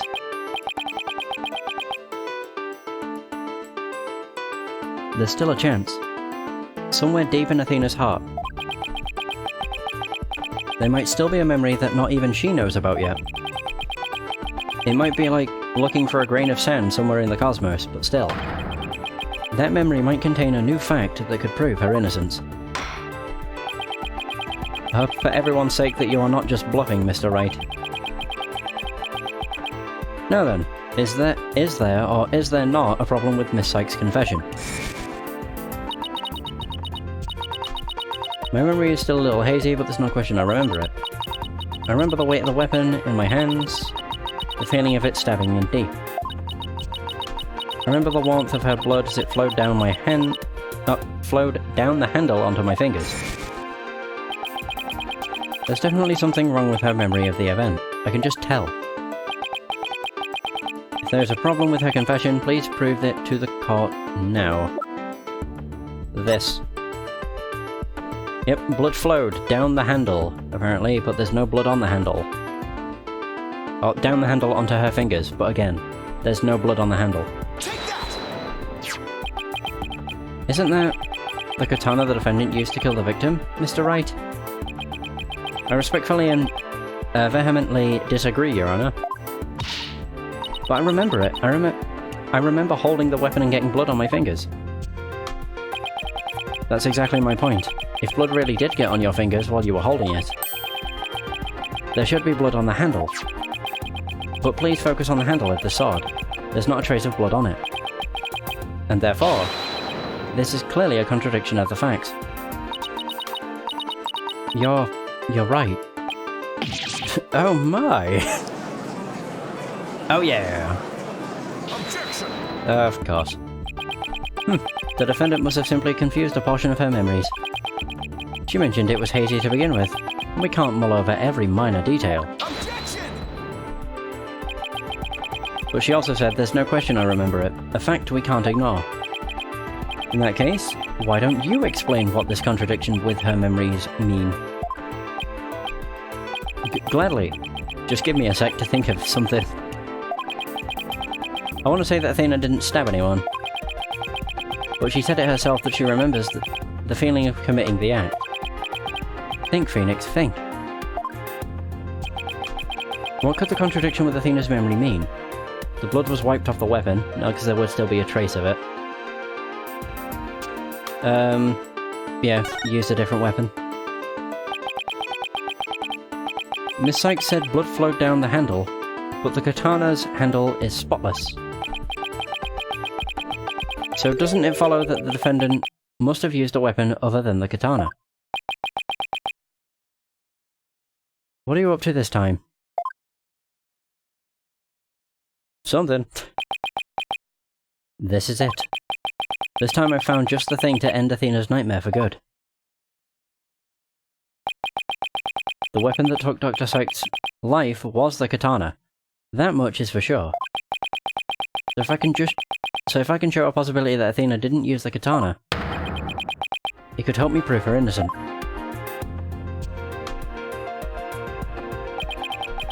A different weapon, you say? What weapon would that be exactly? Right, of course you would ask that.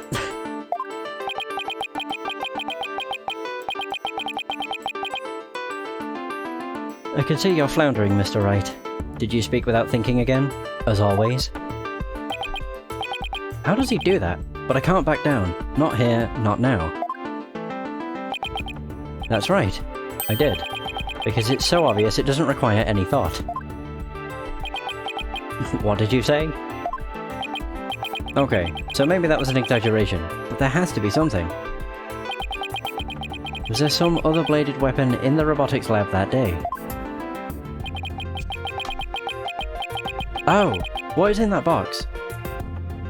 Maybe there's something in one of the crime scene photos. I thought they were like syringes. Wait a minute. There is something. I think it's what's in that box. There's a high probability that was in the lab. I don't have that particular weapon here in evidence right now, but I do have a piece of evidence just like it. Oh.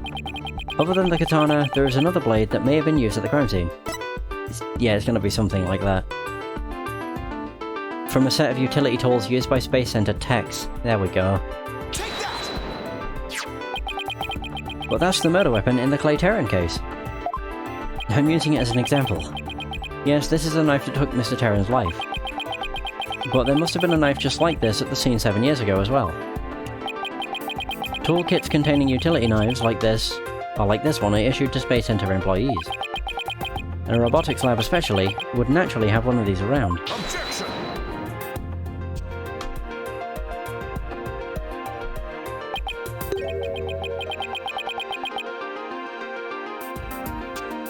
But besides the katana, no other bladed weapon was found at the site. I was in the investigation report. Or it was in the investigation report, if you didn't know. Objection! Of course I knew that. Once you told me just now. Then here's something else you already knew. There was a toolkit at the scene, but it didn't contain any blades. Here is a photo of its contents. Oh. You're right, I don't see any kind of bladed tool. Fine. But isn't there something odd about the design of these handles? Oh yeah! Wait a minute. They spell out something. I can see that's an A. There's a C. An X. Oh, is it Sykes? No, because there's no E. Wait, how do they spell Sykes? It's not. Is it C Y? Oh no, I don't think there's an X in it actually. Oh wait, it'd be the Space Center's name, Gyaxa or something. Don't know why I thought Sykes. Therefore, there was no other bladed weapon in the room. Objection!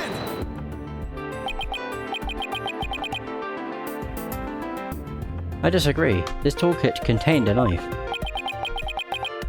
And what proof do you have of that? Don't tell me your eye for art is failing you too, Mr. Edgeworth. You are the last person in the world who should be criticising my aesthetic sense. No, he is simply watching out for your ocular health. Please proceed, Mr. Wright. Notice that the handles of each of these tools have a sort of design on them.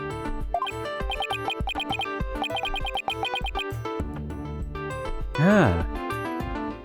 I see they do. But what significance does that have? It's clear that one of the tools is missing from this toolkit, or from this kit. If we rearrange the tools into a specific pattern, we might be able to tell which part of the overall design is missing. Let me guess. Wait a minute. Is that the theory your pitiful sense of aesthetics helped you come up with? Let me guess. The knife we have... Oh, that wouldn't spell... That would be a... Would that be a Y? No, that would be the A.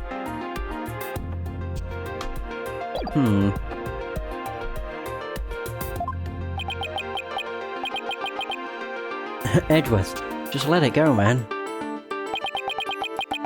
Show the cotton if you would.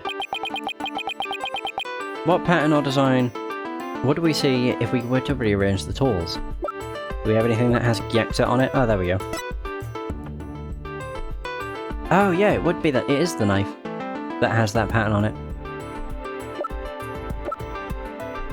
Yeah, it's like an. It's basically an A. It goes in. Yeah. Ah. Take that! And what design is this supposed to represent? The Gyaxa logo, Your Honor.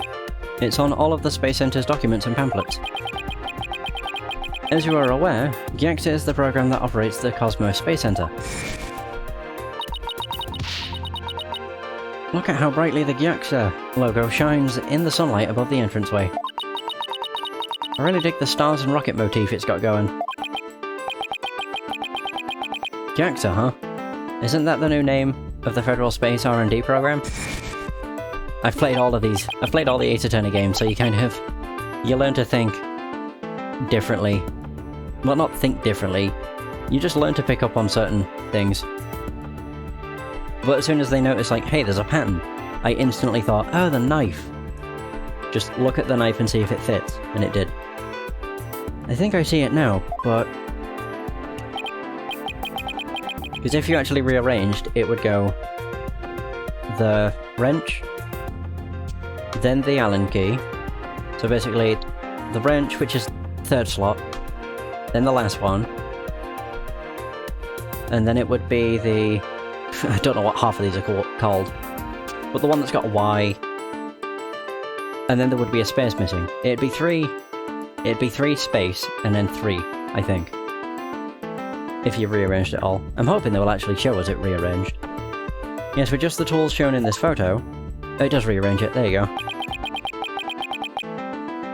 The red A part of the logo is missing. There it is. And this is where the murder weapon from the Terran case comes into play. If we were to place the utility knife in the open slot... there it is! It would complete the JAXA logo. So it would. Then that means... admit it, Mr. Edgeworth. My aesthetic sense is keener than yours, and while you're at it... admit that the weapon Miss Sykes used could have been this one. I love how we're mentioning aesthetic sense. Jeez. Order. Order in the court. Miss Sykes confessed to having a memory of stabbing the victim. Admittedly, Miss Sykes most likely did stab someone, using the utility knife. However, the weapon used to kill Dr. Sykes was the katana. Therefore, the act of stabbing that Miss Sykes remembers couldn't be that of Dr. Sykes. Maybe she stabbed Poncho. That Poncho. Fucking Poncho. Very well, let's suppose for a minute that Miss Sykes did use the utility knife. Tell me. How does that change anything? Come again? We shouldn't really think about that, we was just so focused on proving that she didn't use the katana. What if the katana was only being used as a decoy to conceal the true murder weapon? What if the real weapon that took the victim's life was the utility knife? Don't be ridiculous, or are you changing the premise of your entire argument?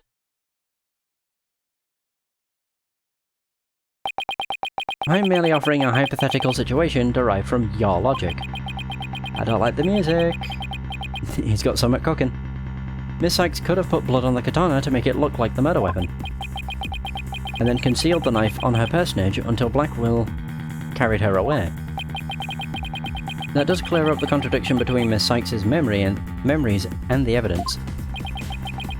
If, in fact, the murder weapon is a utility knife, then fate has dealt you a cruel hand. Or you have just proven the knife's existence to the rest of us with your own logic. Objection! The prosecution is attempting to lead the court. Objection! You're the one attempting to lead the court, Mr. Wright. By forcing us to forget the facts of this case. Need I remind you that there were only 2 people in the lab at the time of the murder? And that the defendant herself recalls stabbing someone with her own hands? No. It matters not whether the murder weapon was a katana or a utility knife. As long as we know that the victim and the defendant were the only ones there. You cannot escape the fact that it was Athena Sykes who killed her own mother. I don't believe it. Why? Why does this keep happening? Every time I find a contradiction, it vanishes and the suspicion keeps coming back. It's almost as if... Now you're finally starting to get it. Your contradictions keep vanishing because the charge is true. And the suspicion keeps coming back to the defendant because that's where it's going. Phoenix Wright, when will you open your eyes and accept the truth? Oof. Jesus. Okay, so now what happens? Oh no! That's our defeated pose. Or our defeatist pose. I don't want to believe it. It can't be true. But what if... Mr. Wright, you fought a good fight. I think you've done all you can do. Hmm? Is giving up really the only option?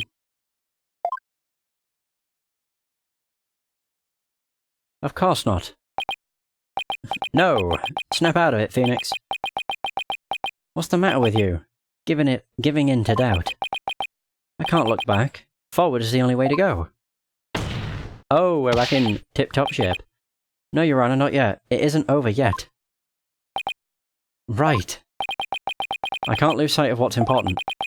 I believe in Athena, and I'll always believe in her. To the very end. A defense lawyer never gives up on his client. I have to pick myself up and stand firm. Make that brain of yours work, Phoenix. If I don't see a way, I'll just have to go back and look for one. Time to rethink this case. Thoroughly. Oh, we're doing this! Yes! I fucking love this so much.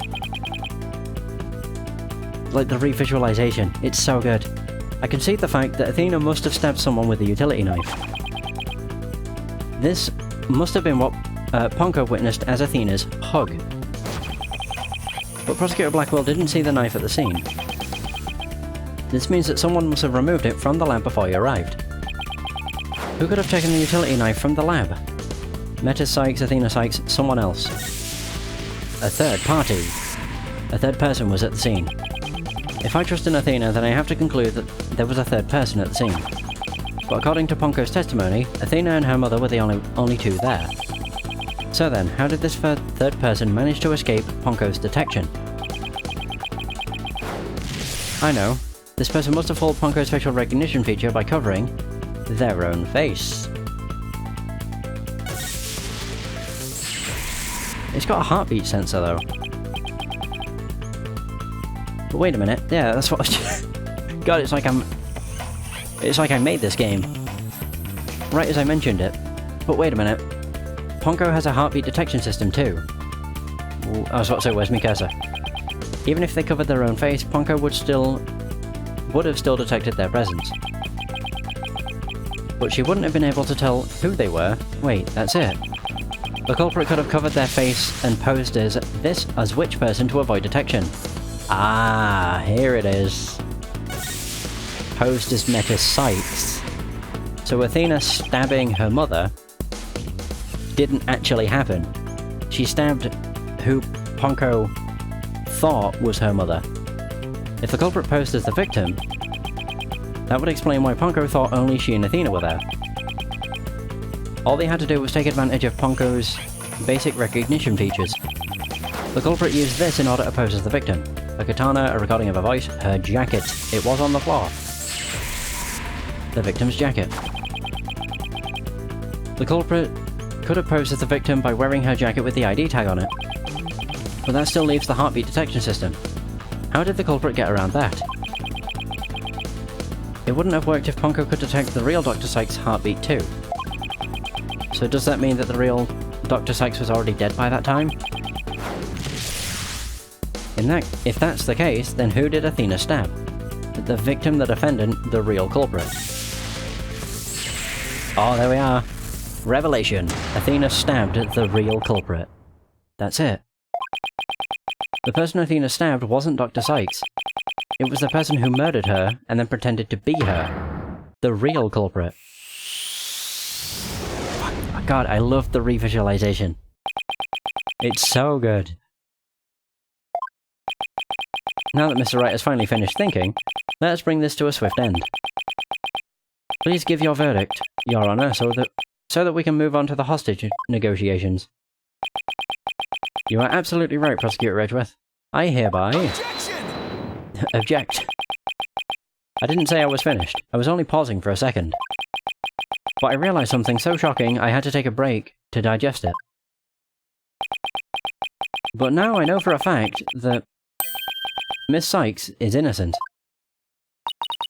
But Ponko saw me. She witnessed the moment of the crime. Yes, Ponko did witness something. She saw the hug. In other words, the moment you used the utility knife.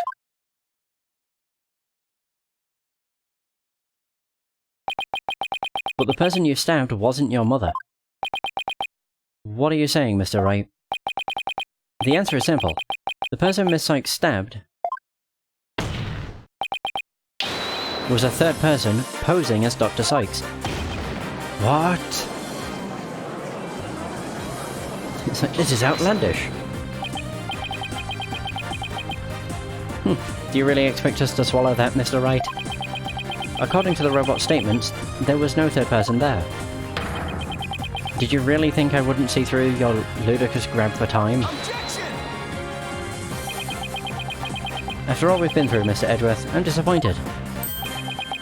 Don't you know by now that this smile of mine means I have absolute confidence? You make that pose all the time, regardless of the facts. Ponko's strange malfunction. Mr. Terran, you look pale. Shall I help you to the sick bay? Mr. Terran? But that's Apollo you're talking to. Oh, this hunk of junk here is mistaking Apollo for Clay. This series is incredible. I urge anybody that's into mysteries or well, it's like a visual novel mystery hybrid to play them, because they're incredible. Maybe Apollo was possessed by Clay's ghost. That was another case of mistaken identity caused by a jacket ID tag. All because Clonko couldn't read Apollo's facial features due to that eye patch. Like Mr. Edgeworth said, a mask could nullify the robot's facial recognition, and then all the person would have to do is wear a jacket with the victim's ID tag to pose as her. Objection! Of all the ridiculous theories, what good would a silly disguise like that do? Have you forgotten that the robot also has a heartbeat detection system? If there was a third person at the scene, the robot would have detected them. I'm sorry, Mr. Edgeworth, but that doesn't count for much, I'm afraid. Because, by that time, Dr. Sykes' heart had already stopped beating. What? So does that mean... Yes, Your Honor. The person Miss Sykes stabbed... This third person who was posing as Dr. Sykes is her mother's real killer. But that's... I'm... Impossible! Oh, pardon me.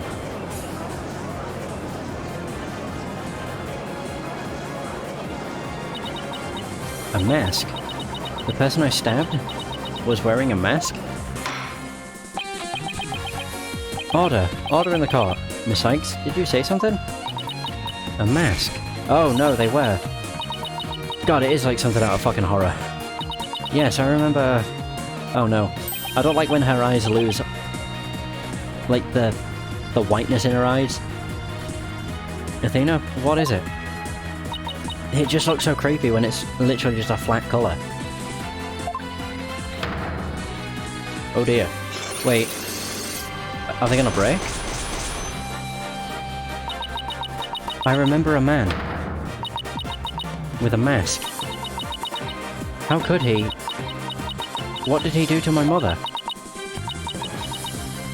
My head. Wait, are they gonna break? Miss Sykes, are you alright? I wanna watch them break.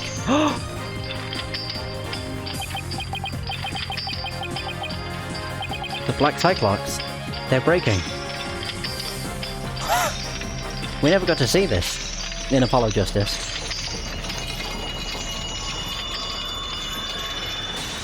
Holy crap. Wait, so... she'll now remember the secret. Secret. Yeah, she'll now remember it. It's all coming back to me. Everything that happened the day my mother was murdered.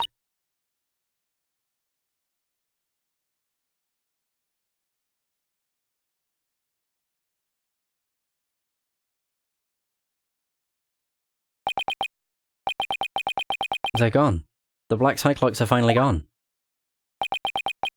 You didn't really stab your mother, did you? It's alright, Athena. Just tell us what you saw that day. I was drawing a picture. When I was done, I went to show it to my mom. I opened the door, and then... Oh, she was already dead by that point. It's alright, I'm right here. You're safe, Athena. She was on the floor, by the workbench, with the katana sticking out of her. Ooh.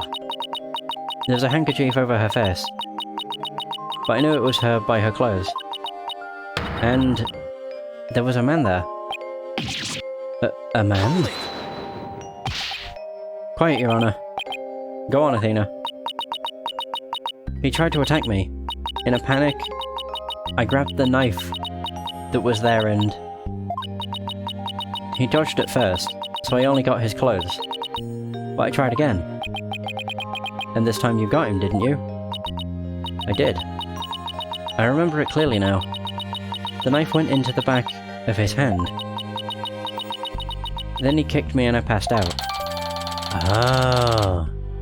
The metal weapon in this case, Athena also used one of these to stab the Phantom's hand during the incident 7 years ago. When I came to, my mom wasn't moving. Then she moved to the... I had to do something. I had to fix her, I thought. So I asked Ponko to move her to the operating table. Ah.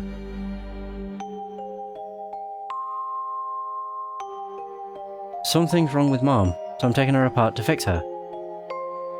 Yeah, that's when Blackwell walked in. So that's why she said that. Your Honor, as you can see, the defendant has just given us crucial new testimony. A man was there before Miss Sykes arrived, a man who covered the victim's face and put on the victim's jacket. This man is the real culprit. Miss Sykes, do you have any idea who this man was? I do not. No, I'm afraid I don't. A few moments ago, Miss Sykes mentioned a mask. Athena, can you tell us anything else about that? Yes. The mask. It was my mom's Japanese theatre mask. Creepy as all hell.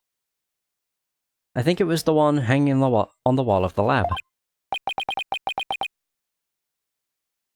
Ah, this mask hanging here on the wall.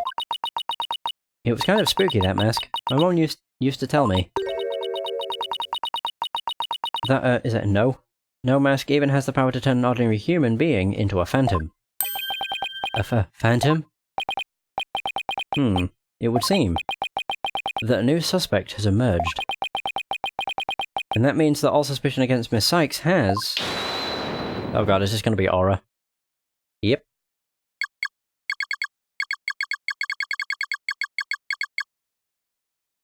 You see, this is precisely why I can't trust the court system. Athena Sykes is the murderer. I won't accept any other verdict. Miss Blackwell, this is not good. A new suspect? Where's the proof this person ever existed? Who says it wasn't all just a dream in the little princess's groggy little head? She's right. We don't have any hard evidence of the masked man's existence. Objection! Oh. Thank you, Mr. Wright. I'll never be able to repay you for all you've done. But I'm fine now, because I can say with certainty that I didn't kill my mother. Athena, I'm so glad for you. More and more memories are coming back to me, coming back now. So I'd like to say one thing if I could. Ponko came to the robotics lab at about 2 PM to recharge. I went to the robotics lab at about 2 PM for my regular recharge. Just as I was about to charge up, Athena came in and hugged Mommy Metis. Then Mommy Metis fell down. After that I was recharging, so I don't know anything. I see where you're going with this. If Mommy Metis was really the killer in disguise... Right. Then he must have come to the robotics lab before 2 PM. Do I have anything here in the evidence that can help me find find this person who came to the lab before 2 PM. Security video?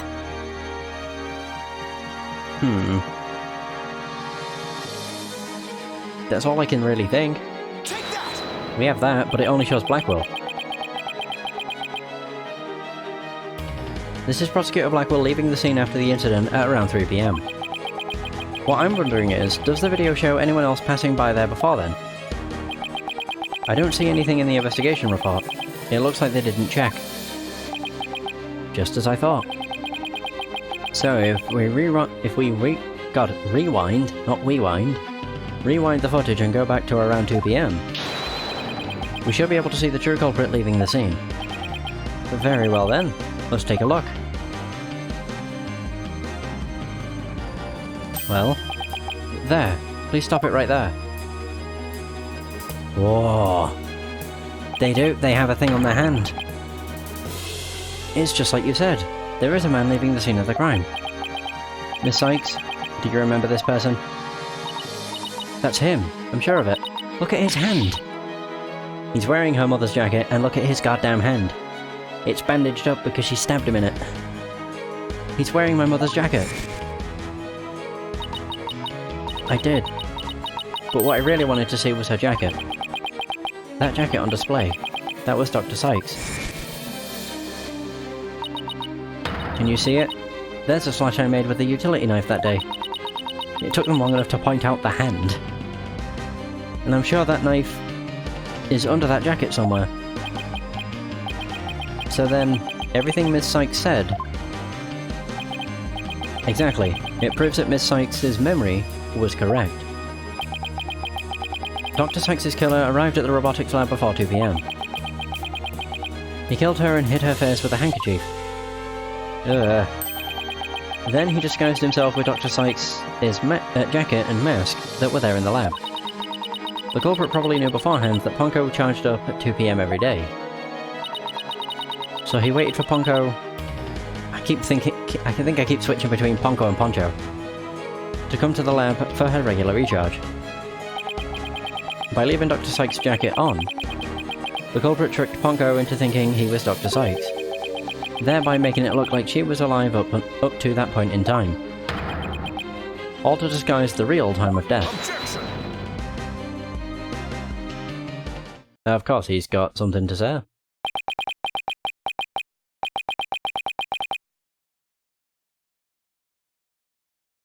It's a nice theory, Mr. Wright, but I'm afraid that it's just not possible. What? Why not? The victim's jacket is clearly visible right there in the video. And that right there is precisely the problem. The ID tag on the jacket at the scene confirms beyond doubt that it belonged to the victim. If the person who left the lab truly was wearing the victim's jacket, then how could it possibly have wound up back at the crime scene? What's going on? That doesn't make sense. Edgeworth's right. If the culprit was wearing the jacket, how did it get back to the lab? The defendant brought it back. They brought it back, I guess. Though why? The killer used the jacket as a disguise to make his escape. But in order to conceal the fact, he had to get the jacket back to the crime scene. So the culprit simply returned to the robotics lab later and planted it there. Contradiction resolved. Objection! It's not quite that simple. Except that it would have been impossible. The only people who came to the robotics lab after the killer were Prosecutor Blackwell and the people who reported the body. They claimed that the jacket was there when they arrived. So, when do you propose this mysterious man of yours had the chance to return the jacket? A puzzling question indeed. When did the culprit have the chance to bring the jacket back? At the time of the murder, when the body was found. No, because it was already there. I was going to say he was one of the police that discovered the body. But no. Surely they would have noticed. The only time the culprit could have returned the jacket was when the body was found. Mr. Wright, do you realise the implication of that argument? I do. Most people, when they come across a murder, focus their attention on the body. The culprit could have taken advantage of that split second to plant the jacket.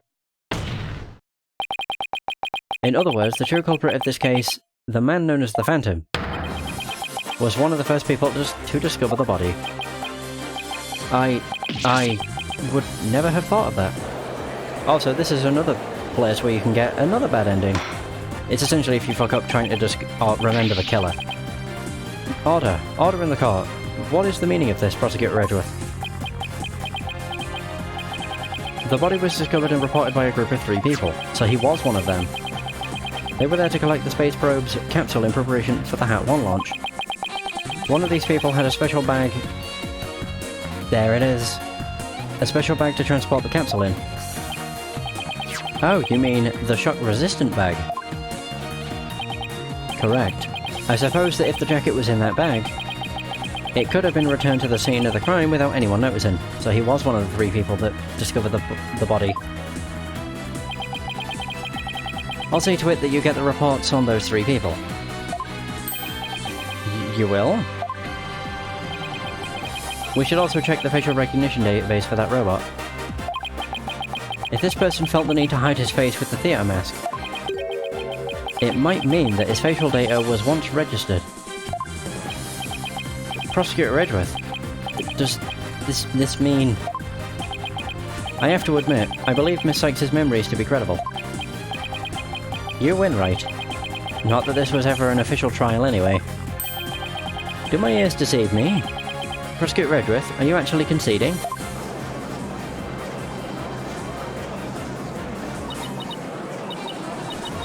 Is it true, boss? Does this mean I can't believe it. It's over. I won. I proved that both Athena and Prosecutor Blackwell are innocent. I say we're not done yet, though.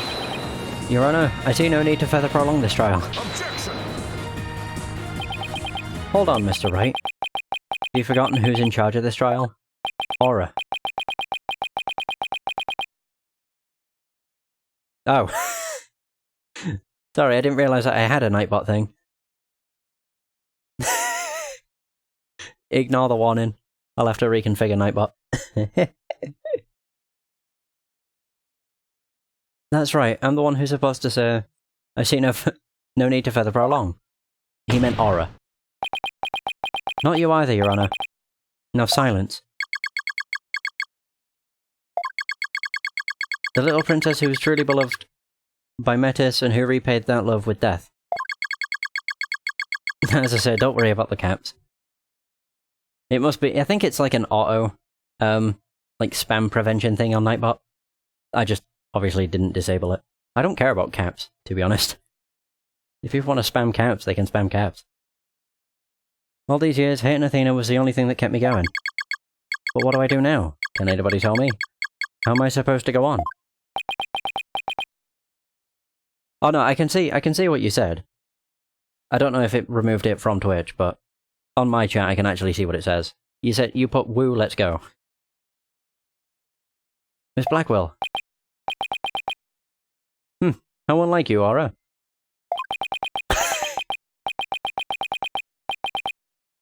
Metis was deeply passionate about her work, and she chose you as her partner. Isn't that...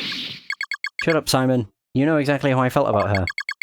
Her respect as a co-worker wasn't all that I wanted. Then what did you want from her? Did you really just go there, Your Honor? Aura, there is something I wanted to say if you will lend me an ear. I have in my possession a lead on who Metis' murderer is. You do? Right, Dono, you asked me about the identity of the Phantom of 7 years past. That's right. The Phantom. The person Blackwell has been looking for. Even from behind bars. 7 years ago, somebody hatched a plan to sabotage the Hat 1 rocket. The spy. But he was no ordinary spy. We knew naught about him. His background, his appearance. We came to refer to him as the Phantom. At the time, I was working with the police to hunt him down. And then one day, a miracle occurred, and I obtained a lead on him. Ooh, how exciting. What was the lead? A recording of the Phantom's voice, but the quality was too poor for proper voice analysis. Yet I had hope. Aura's co-worker was a scientist who could analyze human emotion. So I asked her to evaluate the recording using analytical psychology. And that scientist was Dr. Sykes. Yes, a spy's greatest fear is to have his true identity discovered. In addition to Hat 1, Dr. Sykes' results in the recording were surely among his targets. But his search of the Space Center bore no fruit, so he must have started to panic. He couldn't find them? But where could they have been? Who is to say? Wow, I bet he's never let that out of his sight all these years. How in the world did you smuggle them into prison? Oh, I have my ways. What's more, my partner is especially talented at that sort of thing. Taka!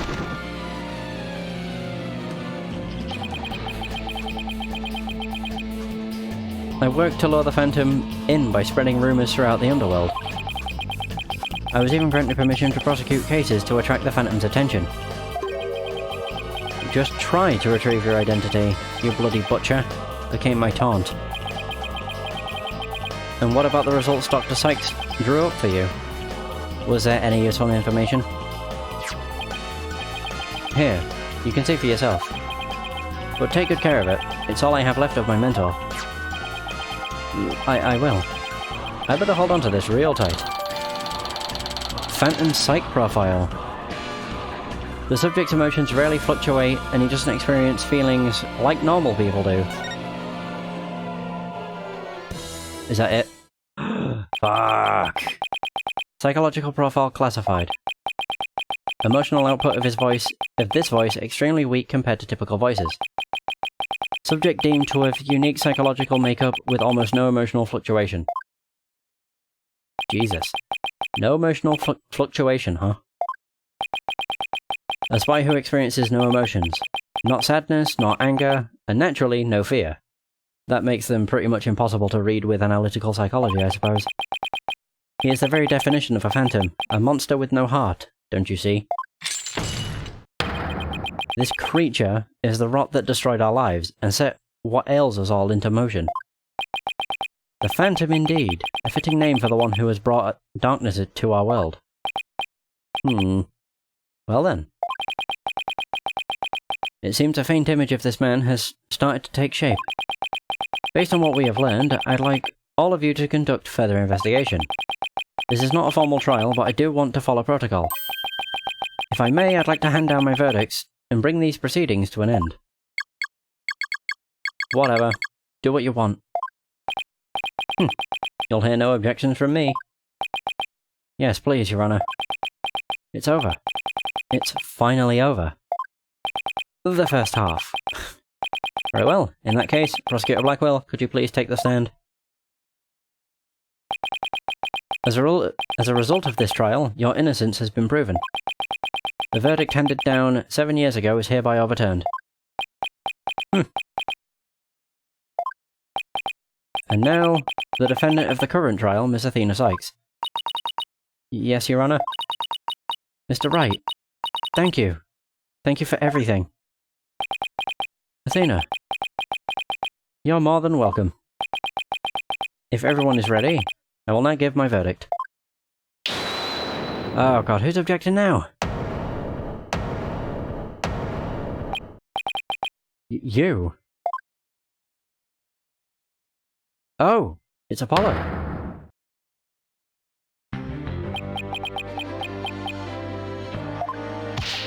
Apollo.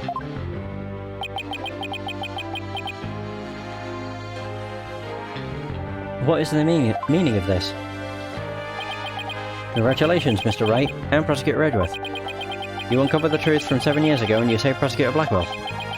However, I can't allow this trial to end just yet. Huh? Why, Apollo? Why would you do this to us? Oh, is that where it ends? Ah, fuck you. Ah, that sucks. Although I will admit, because I already did like 4 hours of this earlier, and then 2 hours now. I could probably finish it in another 2 hours, but that would put the time to 7 AM, and will probably screw my voice up entirely for Christmas, which will suck. So I think I will just do the last, or more so, I'll finish this game in one more session. I'll probably do it early tomorrow. Or something, I'm not sure. I don't really know what it's going to be like when it comes to like streaming over the next couple days, what with it being Christmas and everything. Either way, yeah, save over the Cosmic Turnabout. Yeah, either way, that is going to be the end of this session. Pardon me. Thank you so much for watching, I hope you have enjoyed, and until next time, take care. And for those who stopped by the stream, thanks for stopping by, it's much appreciated. Have a good day, and I'll see you next stream.